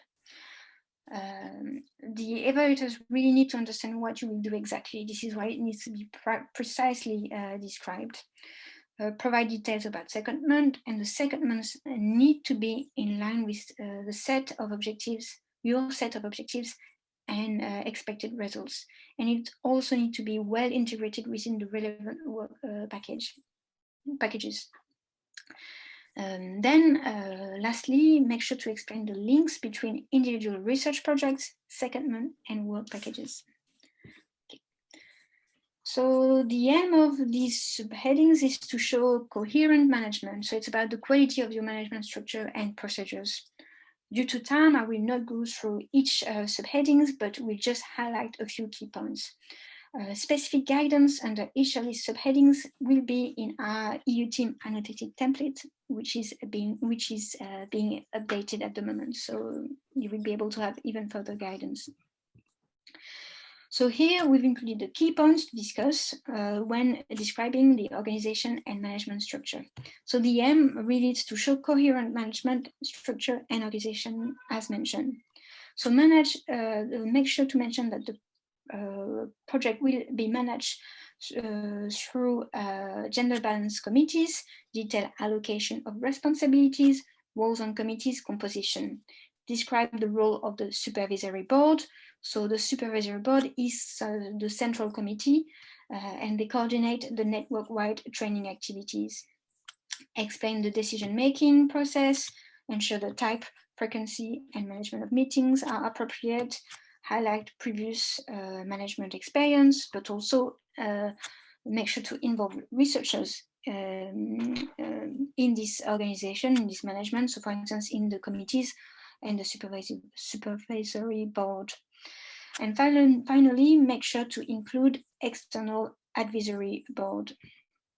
So here is an example of a management structure that may be not what you are going to have, but it is very much usually recommended to include a diagram to show your management structure. see how it looks like. So you also have other details such as financial management, strategy, scientific misconduct, or methods of internal communication to discuss. One thing that I want to say is, for instance, you can mention the appointment of a part-time project manager. So here, these two subheadings, we need to describe the joint structure. They are only for joint doctorates and industrial doctorates. So due to limited time, I will skip this one. The guidance is here. So for this section, you also have to include detail about your recruitment strategy. Make sure to read and refer to the European Charter and Code, which has a specific section on recruitment and selection.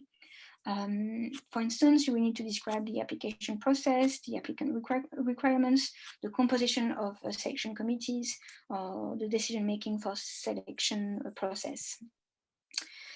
In the next subheading, you will need to describe the structure for the monitoring of the research projects. So it could be, for example, the mechanism for supervisors to feed back to your doctoral studies committee. Yes, so you have a subheading about risk and risk management at consortium level, where you need to describe your strategy. So here, detail research, but also non-research risk, and make sure to include contingency plans to mitigate all identified risk. So research risks are important, and no risk implies that you have not thought about your risk, you don't recognize them or understand them, or the research is not ambitious enough.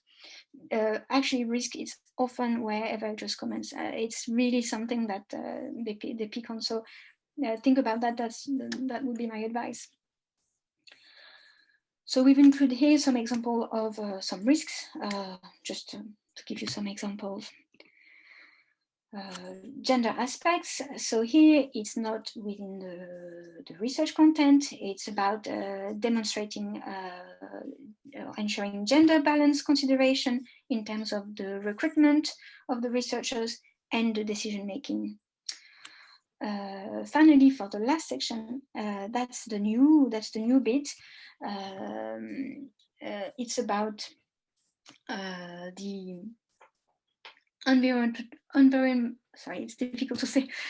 environmental aspect in relation to Marie Curie Green Charter. So here, explain what measures and how you will concretely commit to the Charter's provisions, as many as possible during the project. So here we've also included some example to illustrate what this means concretely. And it could be, for instance, promoting teleconferencing or ensuring sustainability of project events.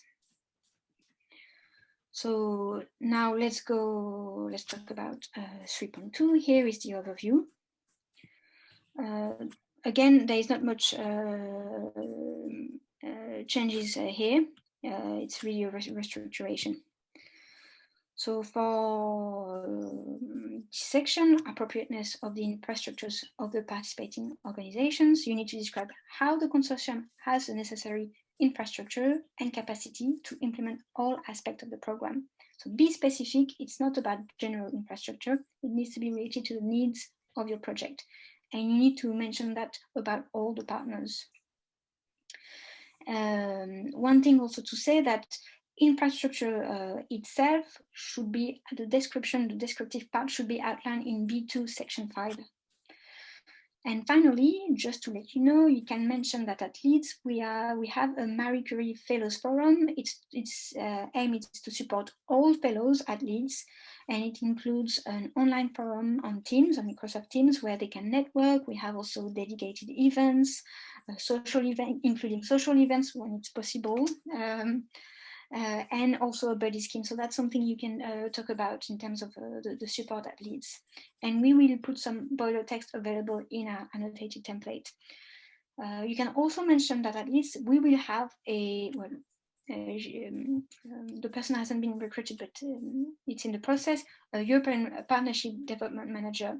So that person will be based in Brussels, and they will be able to help with communicating the results in Europe. So make sure that you describe how the consortium provides an excellent environment for hosting and supporting the ESR. And this is why I mentioned, for instance, the Marie Curie Fellows Forum, which is, I think, an added thing from Leeds. Not every university has this type of forum. Okay, so now 3.2.2, here you need to explain how and why this is the best consortium to implement and deliver this project. And here it is about the competencies, the experience, and the complementarity for all participants, beneficiary and associated partners. So make sure to explain here how each partner is of added value to the project. And you could also use, for instance, a diagram to demonstrate complementarity. So I won't say much more about this due to time. And let's talk about the commitment of beneficiaries and associated partners to the program. So for this section, it's about describing the commitment made by each participant to the research and training activities. And here you really need to demonstrate their active role for each participating organization and highlight the strong non-academic sector involvement. Here we would say, consider including a table to describe the role and contribution of all beneficiaries and associated partners. That will help demonstrate that they are fully engaged in your program. So this is the last slide for implementation. So it's about justifying funding of non-associated third countries. So here I would just say one thing. The message here is do not include third countries not automatically funded as beneficiaries. As to be fair, they will only be funded on a very, very exceptional cases. I haven't been involved that long in EU funding, but have never seen that. So make sure to include them as associated partners. So we have some information on support available. The slides are here, but I will hand over to Richard so we can hear about his experience as a coordinator, as a partner, but also as an evaluator.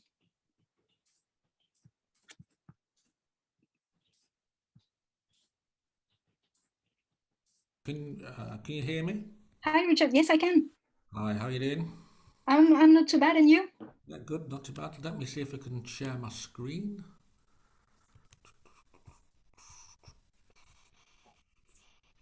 There we go. Okay, just let me share it. Hold on a minute.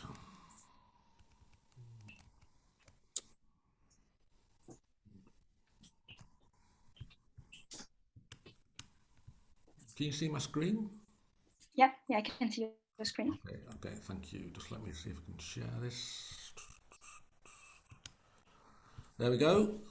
Good afternoon, everybody. My name's Richard Hall. I'm from Mechanical Engineering here at the University of Leeds, and I'm going to speak to you this afternoon for the next kind of probably 30 minutes or so, and then there'll be question and answers. I'm going to speak about developing a proposal for Marie Curie Doctoral Networks, so MSCA Doctoral Networks. So from reading the documentation I've seen that's been produced by the kind of EU over the past kind of 6 months or so, I would suggest that there isn't a lot of change really to the kind of ethos or to the kind of aims and objectives of these networks. They're all about research training that builds on excellence in research. There are some important goals, as has been stressed earlier today by Sophia. These are principally training instruments. So when you're talking or when you're setting the agenda for your proposal, it's important to highlight the issues around capacity or expanding provision in the area that you're focusing on. So in my case, which is medtech, we could do that quite easily because there's an expanding domain around this particular activity, particularly in key areas. We know the changing demographics of the population. The population is getting, in Europe, older. There'll be far more older people in 20 years' time than there is now. And that's partly due to kind of the rise in the medicalisation of our society in general and the response to disease and medical intervention. But what we've got to do is obviously reflect that in the way that people work and the jobs or the employment that's kind of undertaken within the EU. So it's about both identifying the research gaps for your research, how you're going to go beyond the state of the art once you've identified the state of the art, that is, but also about how when you're training these people, what sort of jobs will they go into and what sort of skills will they have to enhance people living within particularly Europe, but also more globally. So you have to identify needs and the research gap. And there's lots of policy documents, both within the EU, but also within national domains as well, that demonstrate a particular need. Certainly in my area, there's lots of business associations or industrial associations that produce these documents at various times. And the EU itself also produces documents on capability, capacity and kind of workforce deployment. The other particular aspect that the EU is keen on, and this is again around enhancing kind of employability, enhancing the overall economic benefits of the EU, is the entrepreneurial and innovation skills. So you have to highlight those specifically within your proposal. And certainly when I did BioTrib, not so much SpineFX, which I was leading from 2009 to 2013, but the big change between Framework 7 and Horizon 2020 was the fact that you had to deliver some entrepreneurial and innovation skills training. So what we're asking for here, or what we're trying to deliver, is quality doctoral training. And to be fair, the EU gives a significant budget for this type of training. My current BioTrib doctoral network, or initial training network, is funded to a tune of 4.3 million euros, and that's to train 15 ESRs, early stage researchers as they were called then. If you think about the equivalent network or doctoral training centre, or Centre for Doctoral Training, that EPSRC or the UKRI fund, you're probably talking £3.1 million, so 3.6 million euros. But in that case, you'll be funding 50 doctoral students. And the reason for that difference is obviously that in the EU's provision, we're talking about salaried researchers, which I think is a good thing.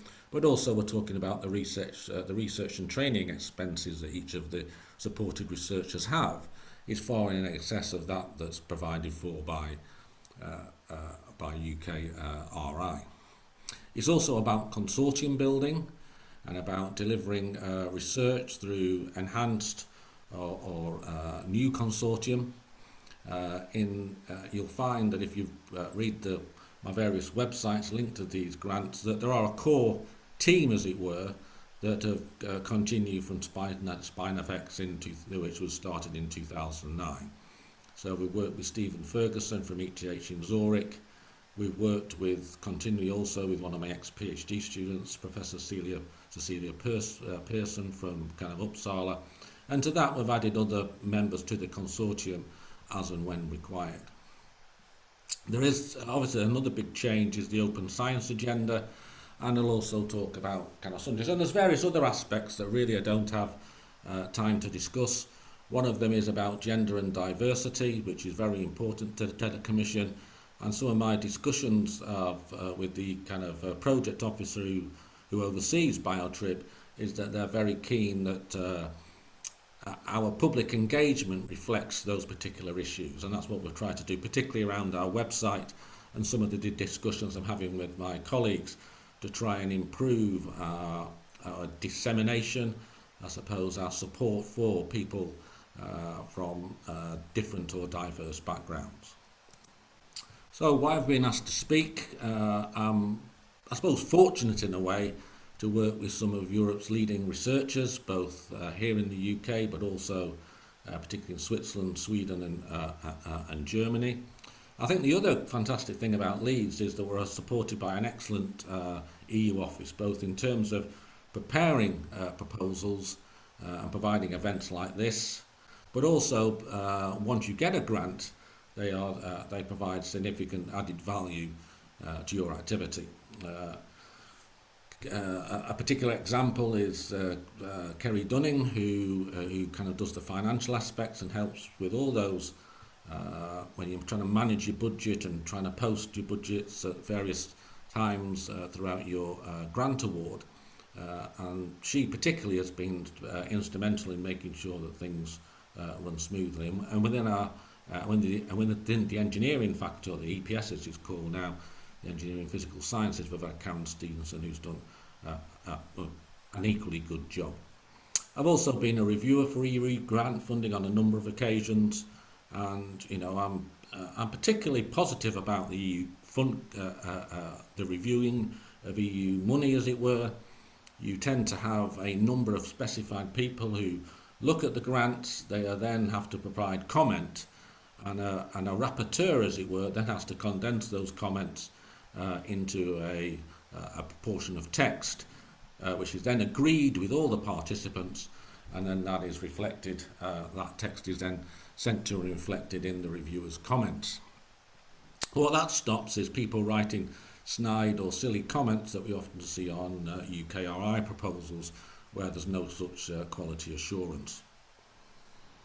And I'm currently building one new doctoral network with Dr. Mike Bryant in mechanical engineering, but I'm also supporting, as part of my kind of international role, I suppose, within the school, I'm also supporting a number of other kind of applications to try and get people to both submit and hopefully successfully deliver these sorts of programs. Okay, the thing that being stressed, this is a research training program, first and foremost. You deliver the research training because you're delivering a program which has excellence in research. So it's a research training program. I was once asked to go and join a kick-off meeting as an external advisor, and within the first hour of the meeting before I spoke, they did not once mention the word training. And that to me is not a good start. These are first and foremost about building capacity and capability within the within the EU workforce. I don't know what's going on here, but after slide seems to. Oh, there we go. So, what are doctoral networks? They aim to train creative, entrepreneurial, innovative,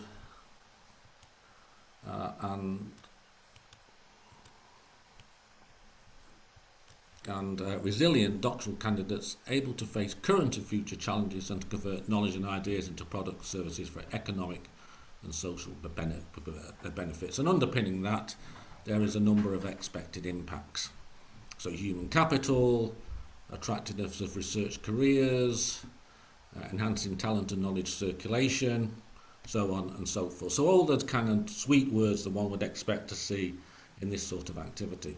And what you've got to do is to reflect those words back to your reviewers that you've considered them, provide evidence in your own domains or sectors about, that could reflect on those particular aspirations or impacts, and therefore you are able to convince the reviewer that there is a need, both in terms of the socio-economic aspects, but also in terms of the research aspects as well. So the resource for a standard doctoral network, they've cut it from 15 to 10. Supported researchers for an EID or an EJD, you can still get up to 15.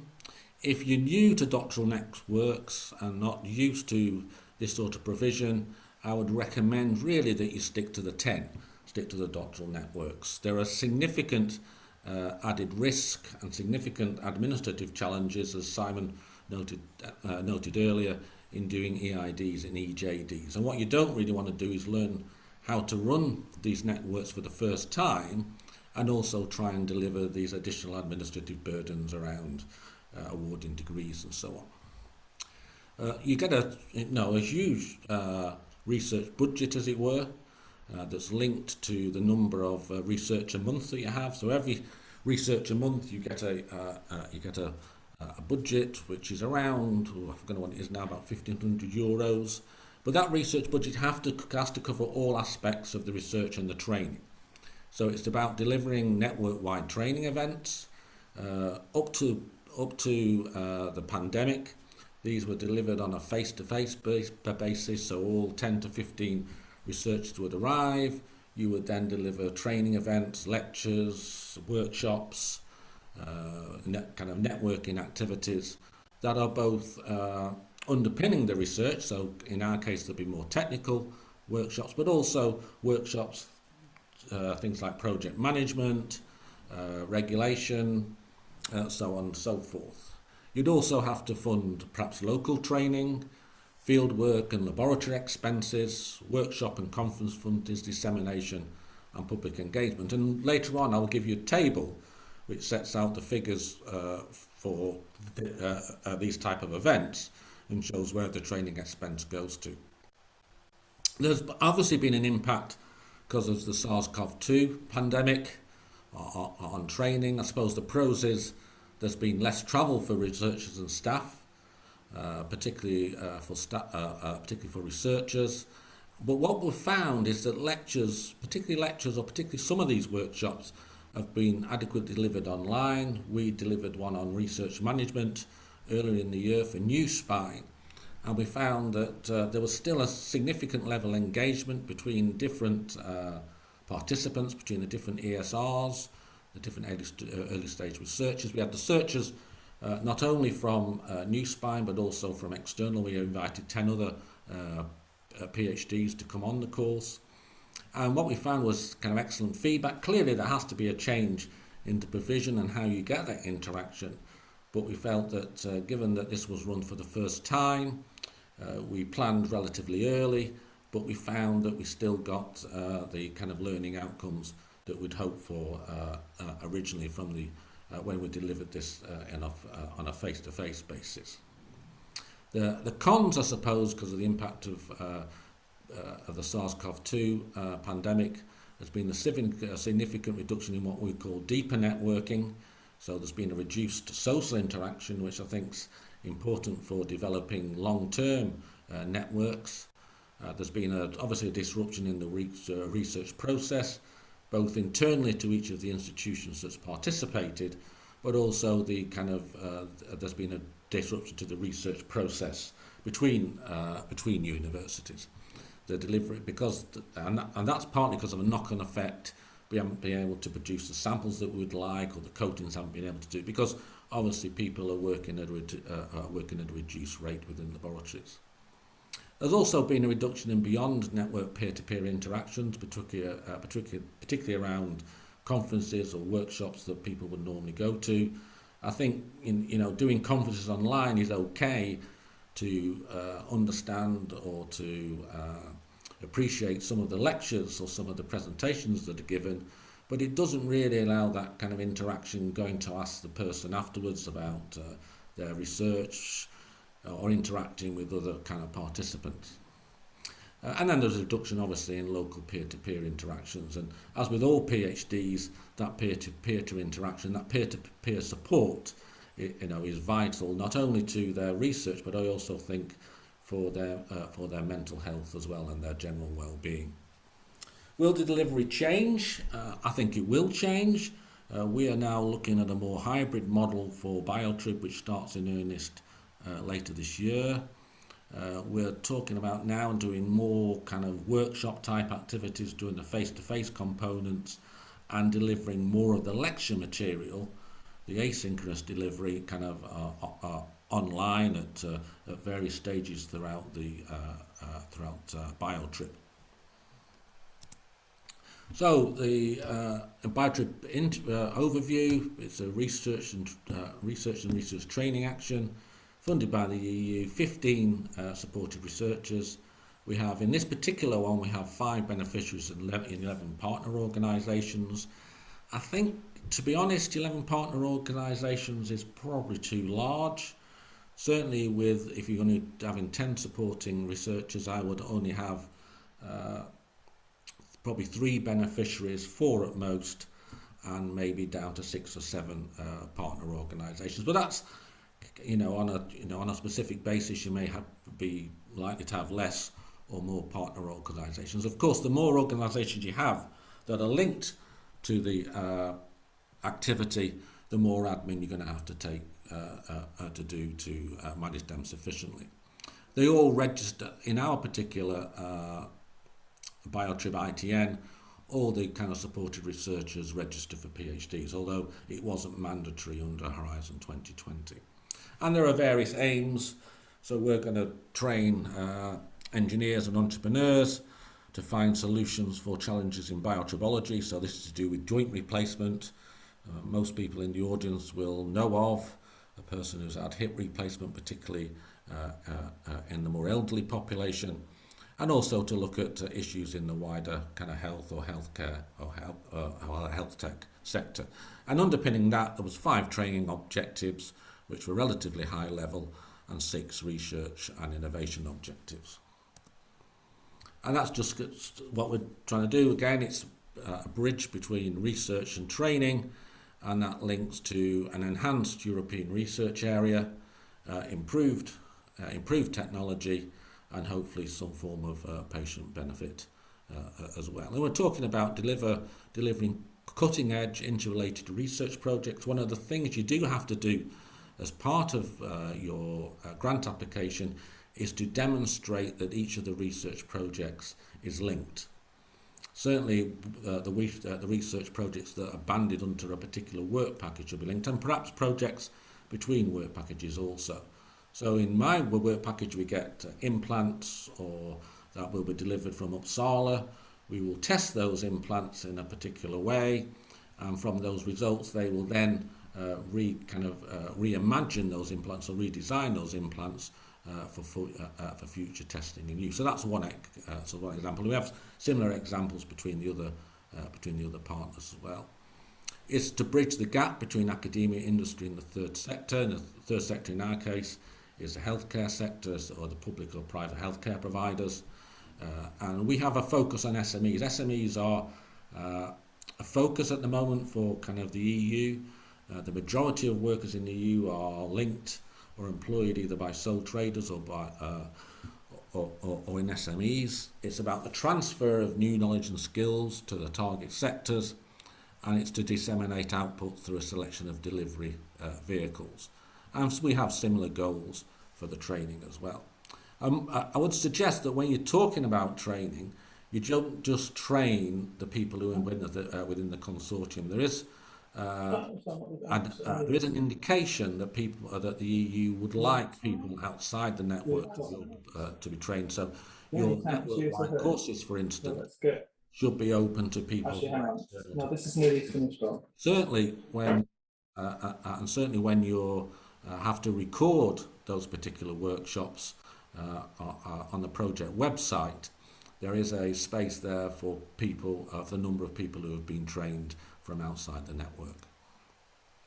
There are various key policy documents that you should adhere to and you should reference throughout your application.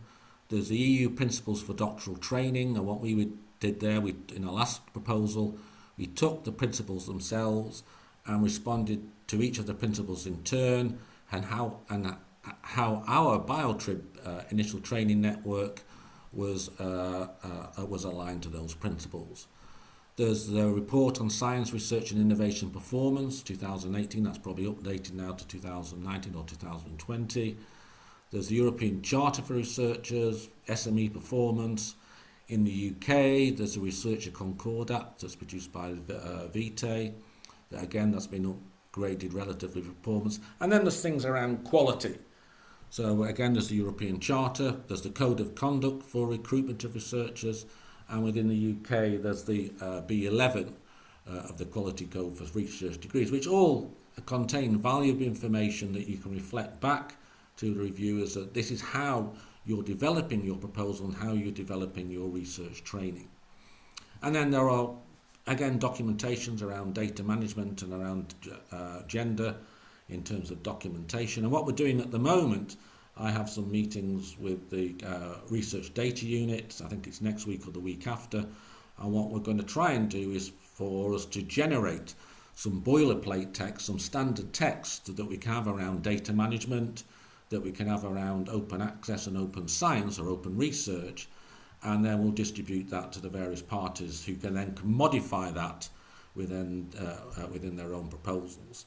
And we're also hoping to do that with kind of gender as well, provide some basic rudimentary text that people can add to. And we feel that that's appropriate because often the kind of stumbling block for much of this is the first write, and people are fairly confident and can manage the process when they've got some text in front of them far easier. And what we want people to do is to focus on getting this submitted rather than generating new text and giving people new text where it can be available. You've got to align with principles of open science, including open access and open data. And so you've got to have some form of open science skills training in that. We've delivered a number of lectures on that and also provide regular updates to our kind of ESRs in Newspine. And they've got to be based on this kind of 3 I's principle. So your research has to be international. So you've got to have these secondments. They've got to link regularly with each other. They've got to make sure that each of the ESRs interacts not only with the peers within your institution, but across kind of institutions that are part of the kind of network. It's got to be intersectorial and it's got to be interdisciplinary. And when we mean intersectorial, in my case, that the ESRs or those supported researchers have to undertake some form of activities with our industrial and our healthcare partners. We also have to highlight innovation and enterprise training. The way we did that was the deployment of an innovation training manager. We're just about to interview one in the next couple of weeks. That is a part-time appointment that goes alongside a project assistant, a project manager, and that's employed or is funded through the overhead in the Marie Curie grant. We have a biotrib dissemination and exploitation strategy that we submitted to the EU. It wasn't mandatory, but it's mandatory now. Each of the supported researchers will have an innovation plan which will link to their particular project with specific goals, and there will be training input delivered by our industrial beneficiaries, allowing new ways of working to be used and to be delivered. And we've integrated this enterprise training not only as a separate module, but also into different aspects of our course delivery. And we have a number of network-wide courses that are focused on this aspect. One is around research, innovation and management, and one is around innovation management, entrepreneurship and kind of IPR. And again, there's a wealth of EU documentation on needs and training in entrepreneurship that you should reflect on and reflect back to the reviewers, to demonstrate that you understand what the European community wants in terms of this particular aspect. I said before that the principles of innovative doctoral training is a key document, and you have 7 attributes: research excellence, attractive institutional environment, interdisciplinary research options, exposure to industry, international networking, transferable skills training, and quality assurance. And what we did, this is just a brief summary of what we wrote in terms of what's the evidence for that from our consortium. So for research excellence, we said all 5 universities are in the global 1%, all have international reputations, and that the industrial beneficiaries are leaders in their fields. And we provided further evidence for that. We also said that obviously we have an attractive institutional environment. We have state-of-the-art facilities with high-end computational experimental equipment, and we adhere to the European Charter for Researchers. So you can develop your own response to that, but I think it's a useful document, not only in writing the proposal itself, but also sharing it and bringing on board your kind of other beneficiaries and making sure that everybody understands the overall goals of the doctoral network. In terms of training and career development, obviously there's training through original research, practice-based training. The supported researchers learn skills within leading research environment under experienced supervisors, blah, blah, blah. And they will all have to register for PhDs now. There's dissemination and exploitation, which would be linked to kind of open science.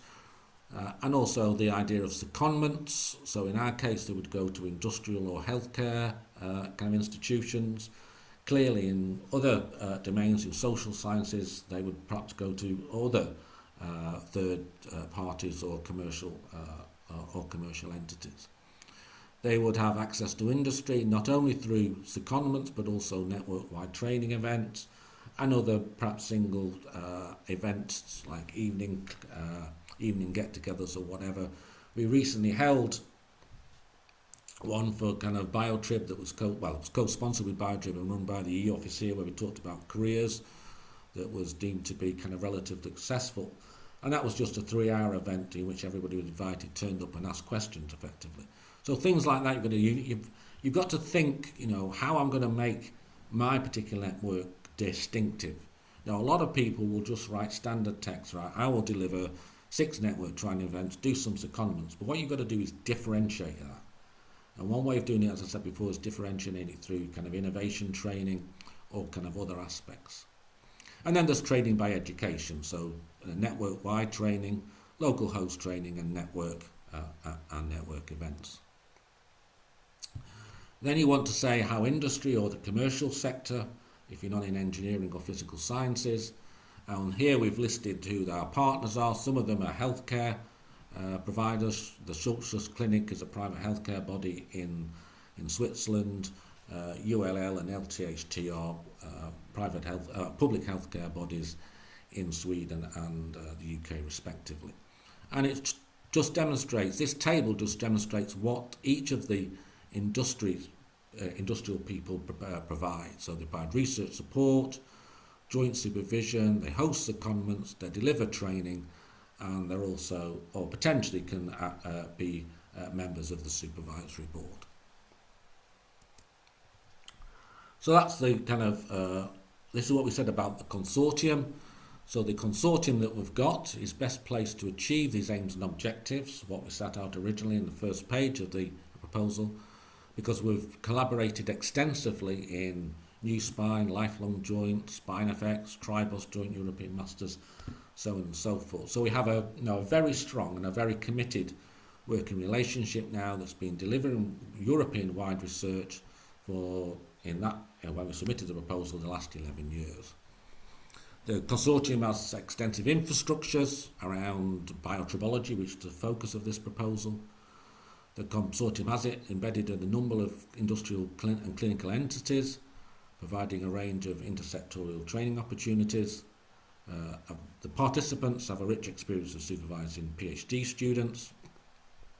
And important here was not just saying that, but to saying that the once trained, those PhDs took up careers not only in medical engineering, but a wide variety of sectors. So we've got people that now do clinical research as opposed to engineering research, people who are now working for governments not only in the UK but abroad.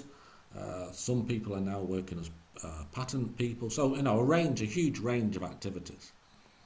And we made sure that when we thought about invited our industrial participants or our commercial participants or those from the charitable sector, that each of those provided a unique perspective, so a unique position on the supply chain in our case. So some companies supply the materials, they don't supply, so they're not competitors, they supply different materials. We have a manufacturer, and we have companies that test final medical devices such as Orthotech and Simsol. And I think that's important for the doctoral network to run smoothly, is that you have companies who aren't competitors. What you don't want is the companies to clash, particularly over rights to intellectual property. So one way of doing that is to make sure from the start that there's no friction or no competition between various members, particularly the associated partners. And what I would recommend is that you choose partners that you've worked with successfully previously. I know that's a bit of a chicken and an egg. Clearly at some stage you have to start with partners, but we found it a lot easier to deliver this sort of training if you've worked with your partners deeply already. There's an understanding of what both of the institutions or all the institutions wants to achieve. You probably have already common research interests which are aligned, and therefore it makes not only the writing easier in terms of the proposal, but if successful it makes the delivery a lot easier as well. As I said before, different skills or positions in the research and innovation pipeline are important. They need a track record in research and research training. So they've got to be awarded PhDs, the people who are going to supervise have to have a range of experience, some good, some perhaps not so good, because you're training the next generation of academic research leaders. You want people who have groups that have international experience, who take in PhDs from abroad already, who send researchers on secondments not only to other universities but to industry, and also companies that have or universities that have strong entrepreneurial and innovation track records. So Uppsala University is one of the foremost kind of innovative universities in Europe. Sweden itself was just recently ranked the most innovative country within the EU 27. And then there's got to be a successful implementation of EDI plans. And again, choose the associate partners, so the non-beneficiaries, again, using similar criteria. Worked with successfully, reduce overlapping IP issues, competition, provide unique facilities or skills not available in the beneficiaries. They have significant exploitation potential. SMEs, again, is an important consideration. And remember that it's just not about industry or commercial entities. You can have kind of entities that are from the charitable sector or the government or the policy or government sectors as well. Right, in terms of training expenses, this is what you're going to be awarded. The living allowance, the mobility allowance and the family allowance are all set. There is a living allowance is adjusted according to a country coefficient correction factor. And this is to allow, in some respects, for purchasing power between supported researchers that are placed in different countries. The problem with that is that it means that the maximum, if you choose a doctoral network with 10 supported researchers, the maximum number that the UK can have is 3, because we have a very high country coefficient, and that means that if you have 4 researchers, it takes you over the 40% budget allocation for the maximum 40% budget allocation for any one country. And that would allow you 5 in terms of an EJD or an EID. This is the typical research and training expenses. So this is the activity and outcome.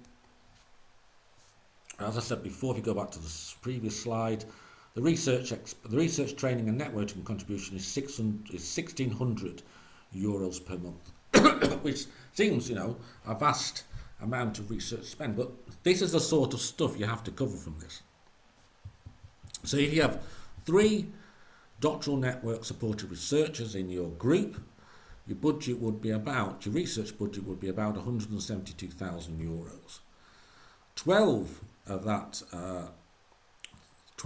that euros will be spent on visa applications, visa charges, immigration, healthcare, or the NHS surcharge, and language certification. So that's 12,000 gone. There are training expenses. So if you're now going to deliver 6 4-day workshops, 6 times 4-day workshops face-to-face, of which you would deliver 2 of them, that would roughly cost about 18,000 euros, including fees for professional speakers that we've used before in the past.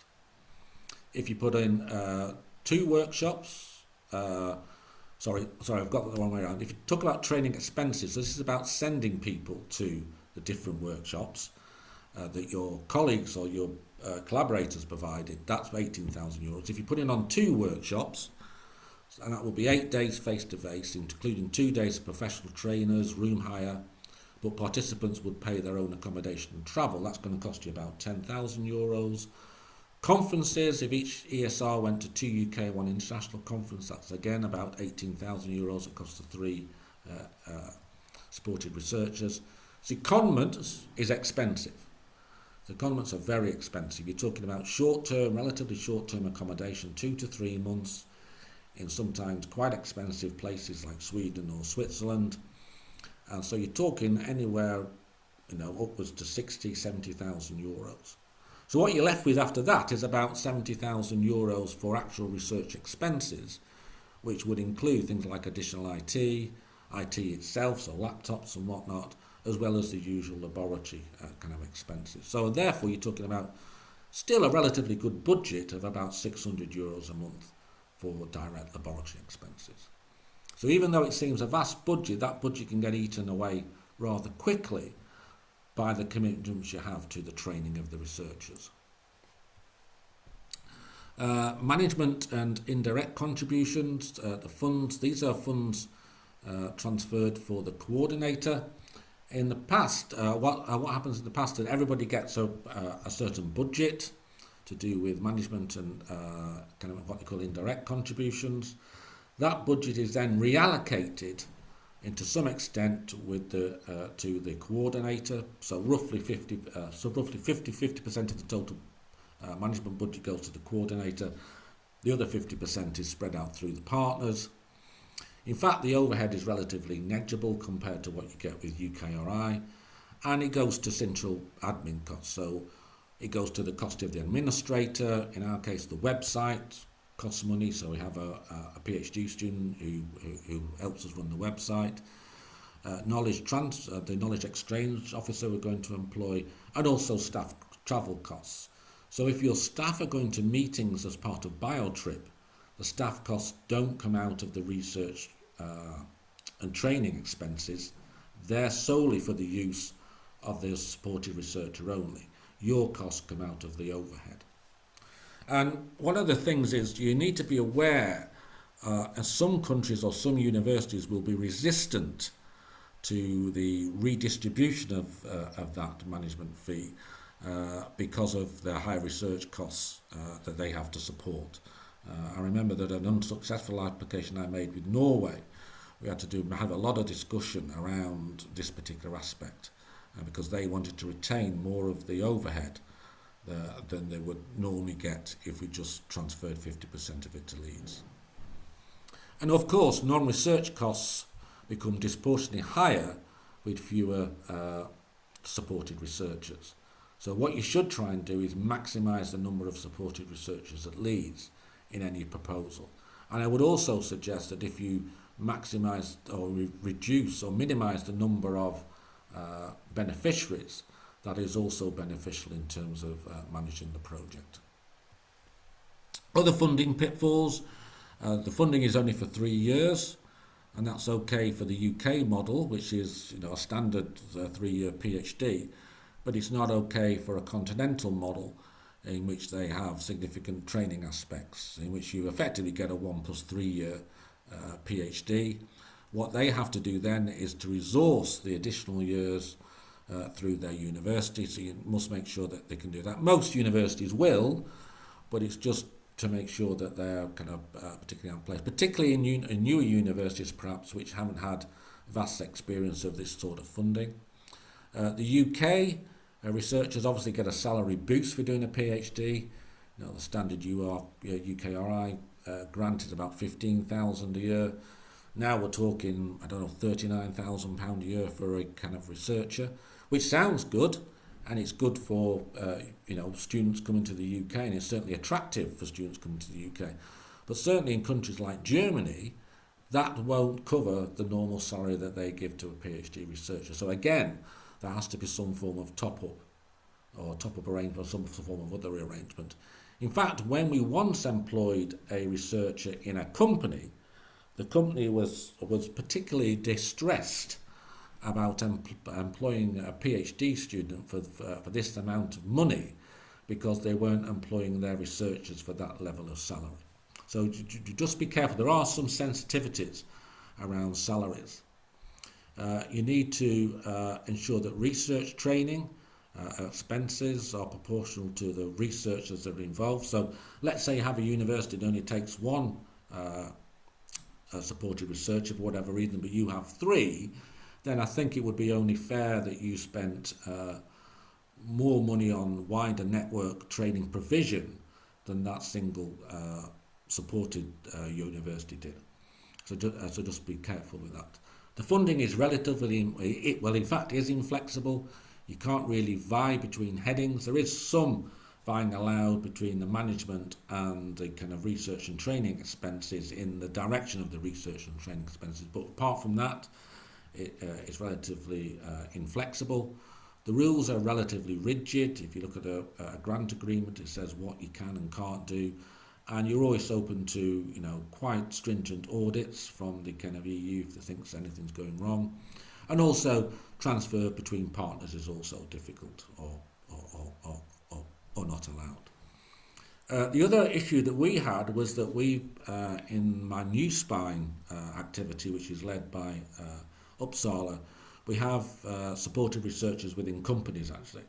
And one of them was supported in a local company, a local SME called Key Engineering Solutions. So they were an ESR employed by the company, not by the university, but they still wanted to do a PhD. Now, if you have an ESR in the university waives their PhD fee. But for this, they initially said they wouldn't waive the fee, and the company would have to pay for the PhD. And they said that they would have to pay full international fees because this particular person came from outside Europe at the time. What we managed to do is get that overturned, but it does, you know, it does raise some issues about employing people outside the university who want to do a PhD. And also there's the issue around the dual status of these people. They get awarded a staff contract, but they're still PhD researchers. They're still undertaking, they still have to fulfill their PhD obligations or where their staff obligations. And what you have to do is to try and negotiate between HR and your graduate school, you know, particularly if there's duplication. You know, they will have to fill in their probationary period forms. They've got their transfers to do. There are some things you can do which allow you to transfer some activity into the other activity, but that has to be negotiated between individual HR units and things. But these are just items you should think about. And of course, there's a variable exchange rate, but the EU does a very good job of managing that on behalf of our consortium, the EU office, should I say. And as I said before, the EU office provides extensive post-grant support as well as pre-grant support.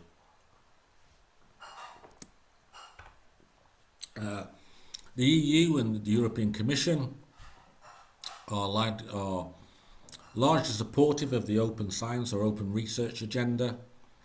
They do have a proviso that you protect intellectual property for the purposes of commercial exploitation.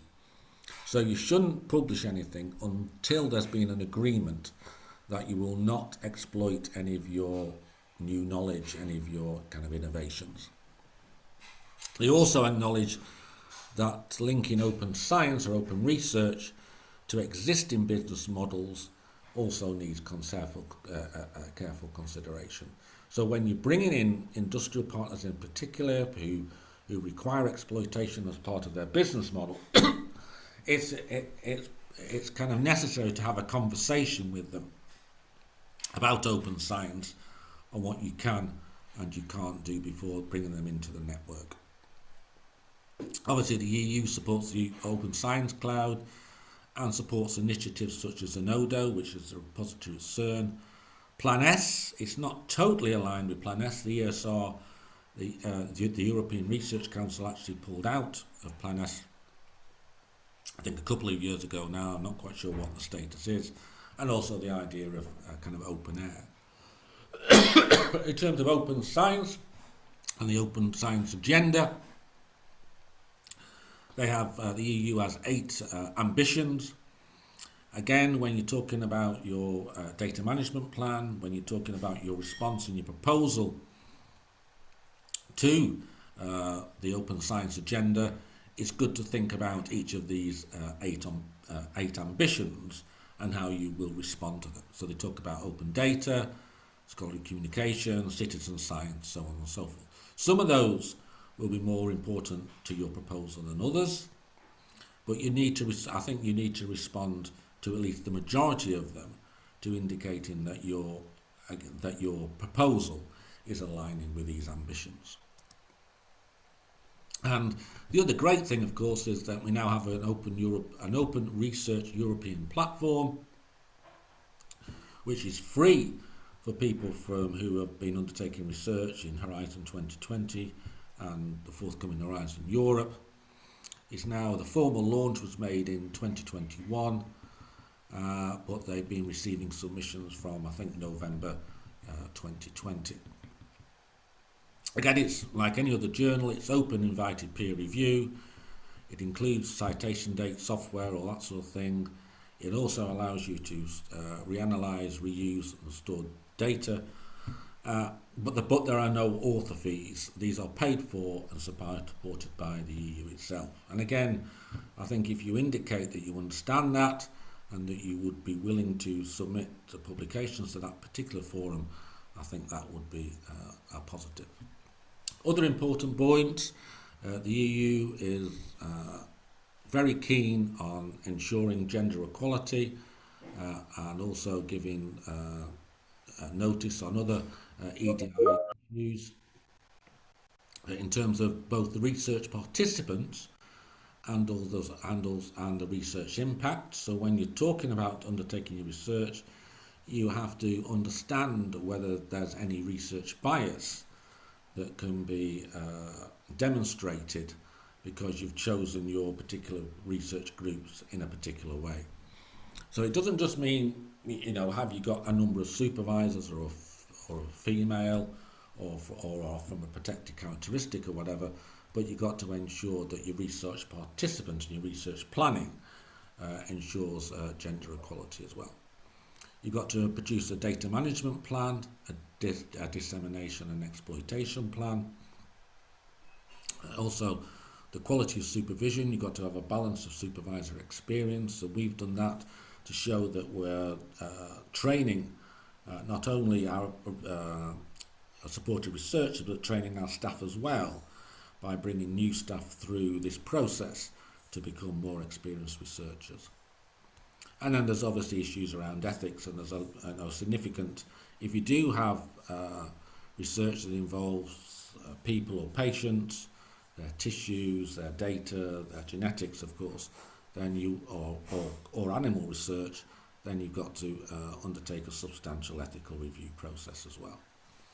In terms of impact, they are looking at enhancing the capacity of the European research area, the European innovation capacity, the career prospects of supported researchers, not only in your domain, but the wider domains as well, or adjunct domains, maximising those impacts wherever you can, and also the importance and the size of those impacts. So if your impacts are very slight, but go across and are a huge sector of the population, that would be seen as positive. But if you're talking about small numbers, then you would have to go deeper to show an equivalent level of impact. And then, as Sophia went through this earlier, there's stuff around implementation, the management structure, and the support and the expertise. In terms of submission planning, plan early, particularly if you need to develop the consortium. I know it's easier things to say, and you're probably all saying, why is it saying this to us? But I've seen a number of proposals that start relatively early, but don't kick off until the month before it's due to be submitted. If you're leading a proposal, my recommendation was that you prepare a crib sheet. So you have a detailed template of the proposal, which goes beyond the European template. It outlines who does what. Now, so which particular person is responsible for writing the text in work package 3, let's say, or work package 2. Sets out the mission statement, the aims and objectives early, who leads the work packages, so on and so forth, what training events you will have, and what impact and implementation you will have. And it's basically indicating who owns what bits and who is responsible for those bits. As a coordinator, if you're leading the proposal, it's your goal to bring it all together, and also to bring in other text, or what we call boilerplate text, which is around, around the implementation aspects, which are relatively easy to crib from previous grant proposals. If you're the beneficiary, my recommendation would be to get stuff in on time. Don't have the coordinator wasting his time, or wasting his or her time by chasing you, and sit back and have a mock or a cocktail while the kind of coordinator does all the work, as it were. So there's a typical simplified crib sheet. You can see that the coordinator would do kind of most of the work. And to be fair, the coordinator has to do most of the work because they have the overall view of what and the overall drive to provide the submitted proposal. And same again, and here's an example. The other document what you want to do is an example timeline. So when people get things in together, I always find when I was doing these, or when I was doing similar grants, I've just recently submitted a large grant to EPSRC, and what we did there was we met on, I think, a weekly basis, but you can meet on a fortnightly basis. You indicate when certain text has to be submitted, when you would send round drafts of particular sections or the whole or the whole document. And I think it's worth working backwards, as it were, from the full draft. So the full draft has to be in, I forgot when the exact date is, it says mid-October there, but I think it's November now. You want to work back from that. So when do you want a first full draft? When do you want a first skeleton draft? When do you want the individual work package documents? So if you work backwards from where you expect to be, I think that's a good start. You need time to refine. Remember that, as Sophia said, you're probably looking at scores of 94 or above to get a successful application. That was certainly in the last round of Horizon 2020, was those sorts of scores were necessary. Seek advice, and seek advice early. There is plenty of advice. There's the EU office, there's the national contact points. All of these people are experienced in submitting these sorts of proposals. And also validate the proposal against the requirements. Go through, have a list of what you think the EU wants, and make sure you can tick off all those requirements. Make sure you can tick off all those elements, all those attributes that the EU has cited as being important for doctoral training, and make sure that you can tick them all off. So, summary, it's a well-resourced instrument. It's high quality researchers, we have excellent support, blah, blah, blah. Spreads good practice, exploitation and dissemination focused. 3 years of funding, there may be some issues around that. Keep an eye on costs when planning. Plan and start early, and you should have a submission crib sheet and a contribution timeline. Sorry, I see I appear to have run over, but if people want to ask me questions, I'll be happy to take questions now.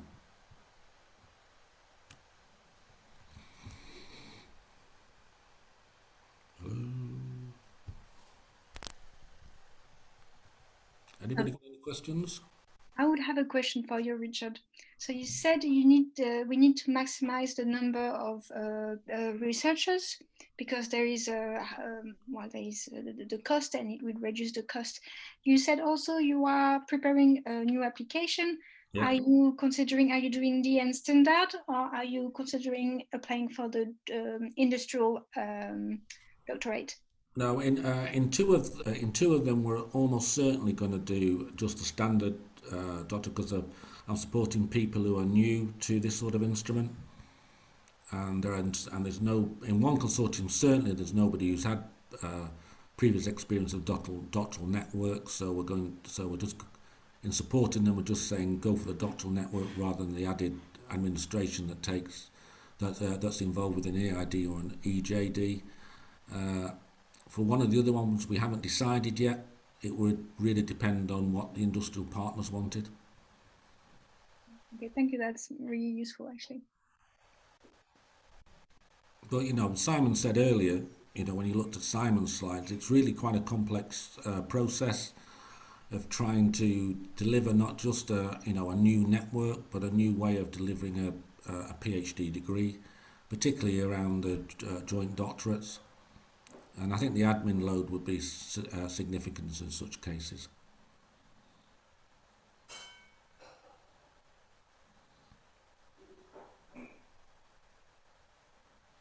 Any further questions?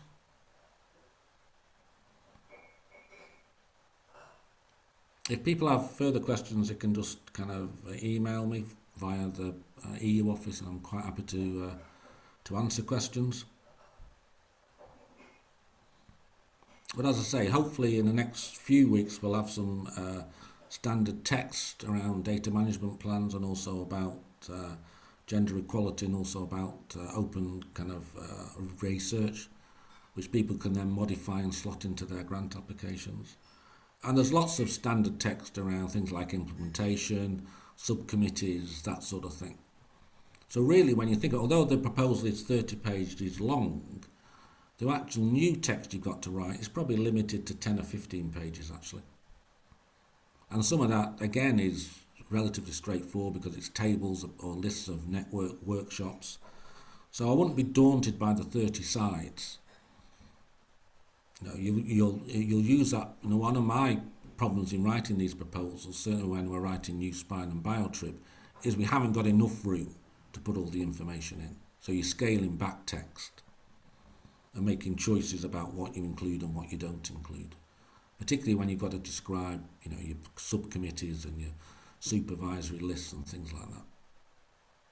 So don't take it as being, you know, 30 sides of new scientific or new social science research text. It's not. It's probably 10 to 12 sides of new, what I would call core research text, and the rest of it's about implementation and impact, which is relatively straightforward.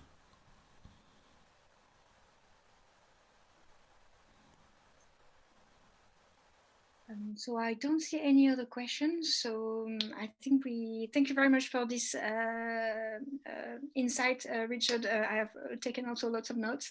I really like the slides about the 8 ambition in relation to open science as well. Well, in any case, thank you very much for talking to this webinar. Thank you to all our participants. If you have any questions for Richard, please contact us and we will forward the questions. I will now close the webinar and wish you a good day. Thank you very much. Bye-bye. Thank you. Bye-bye.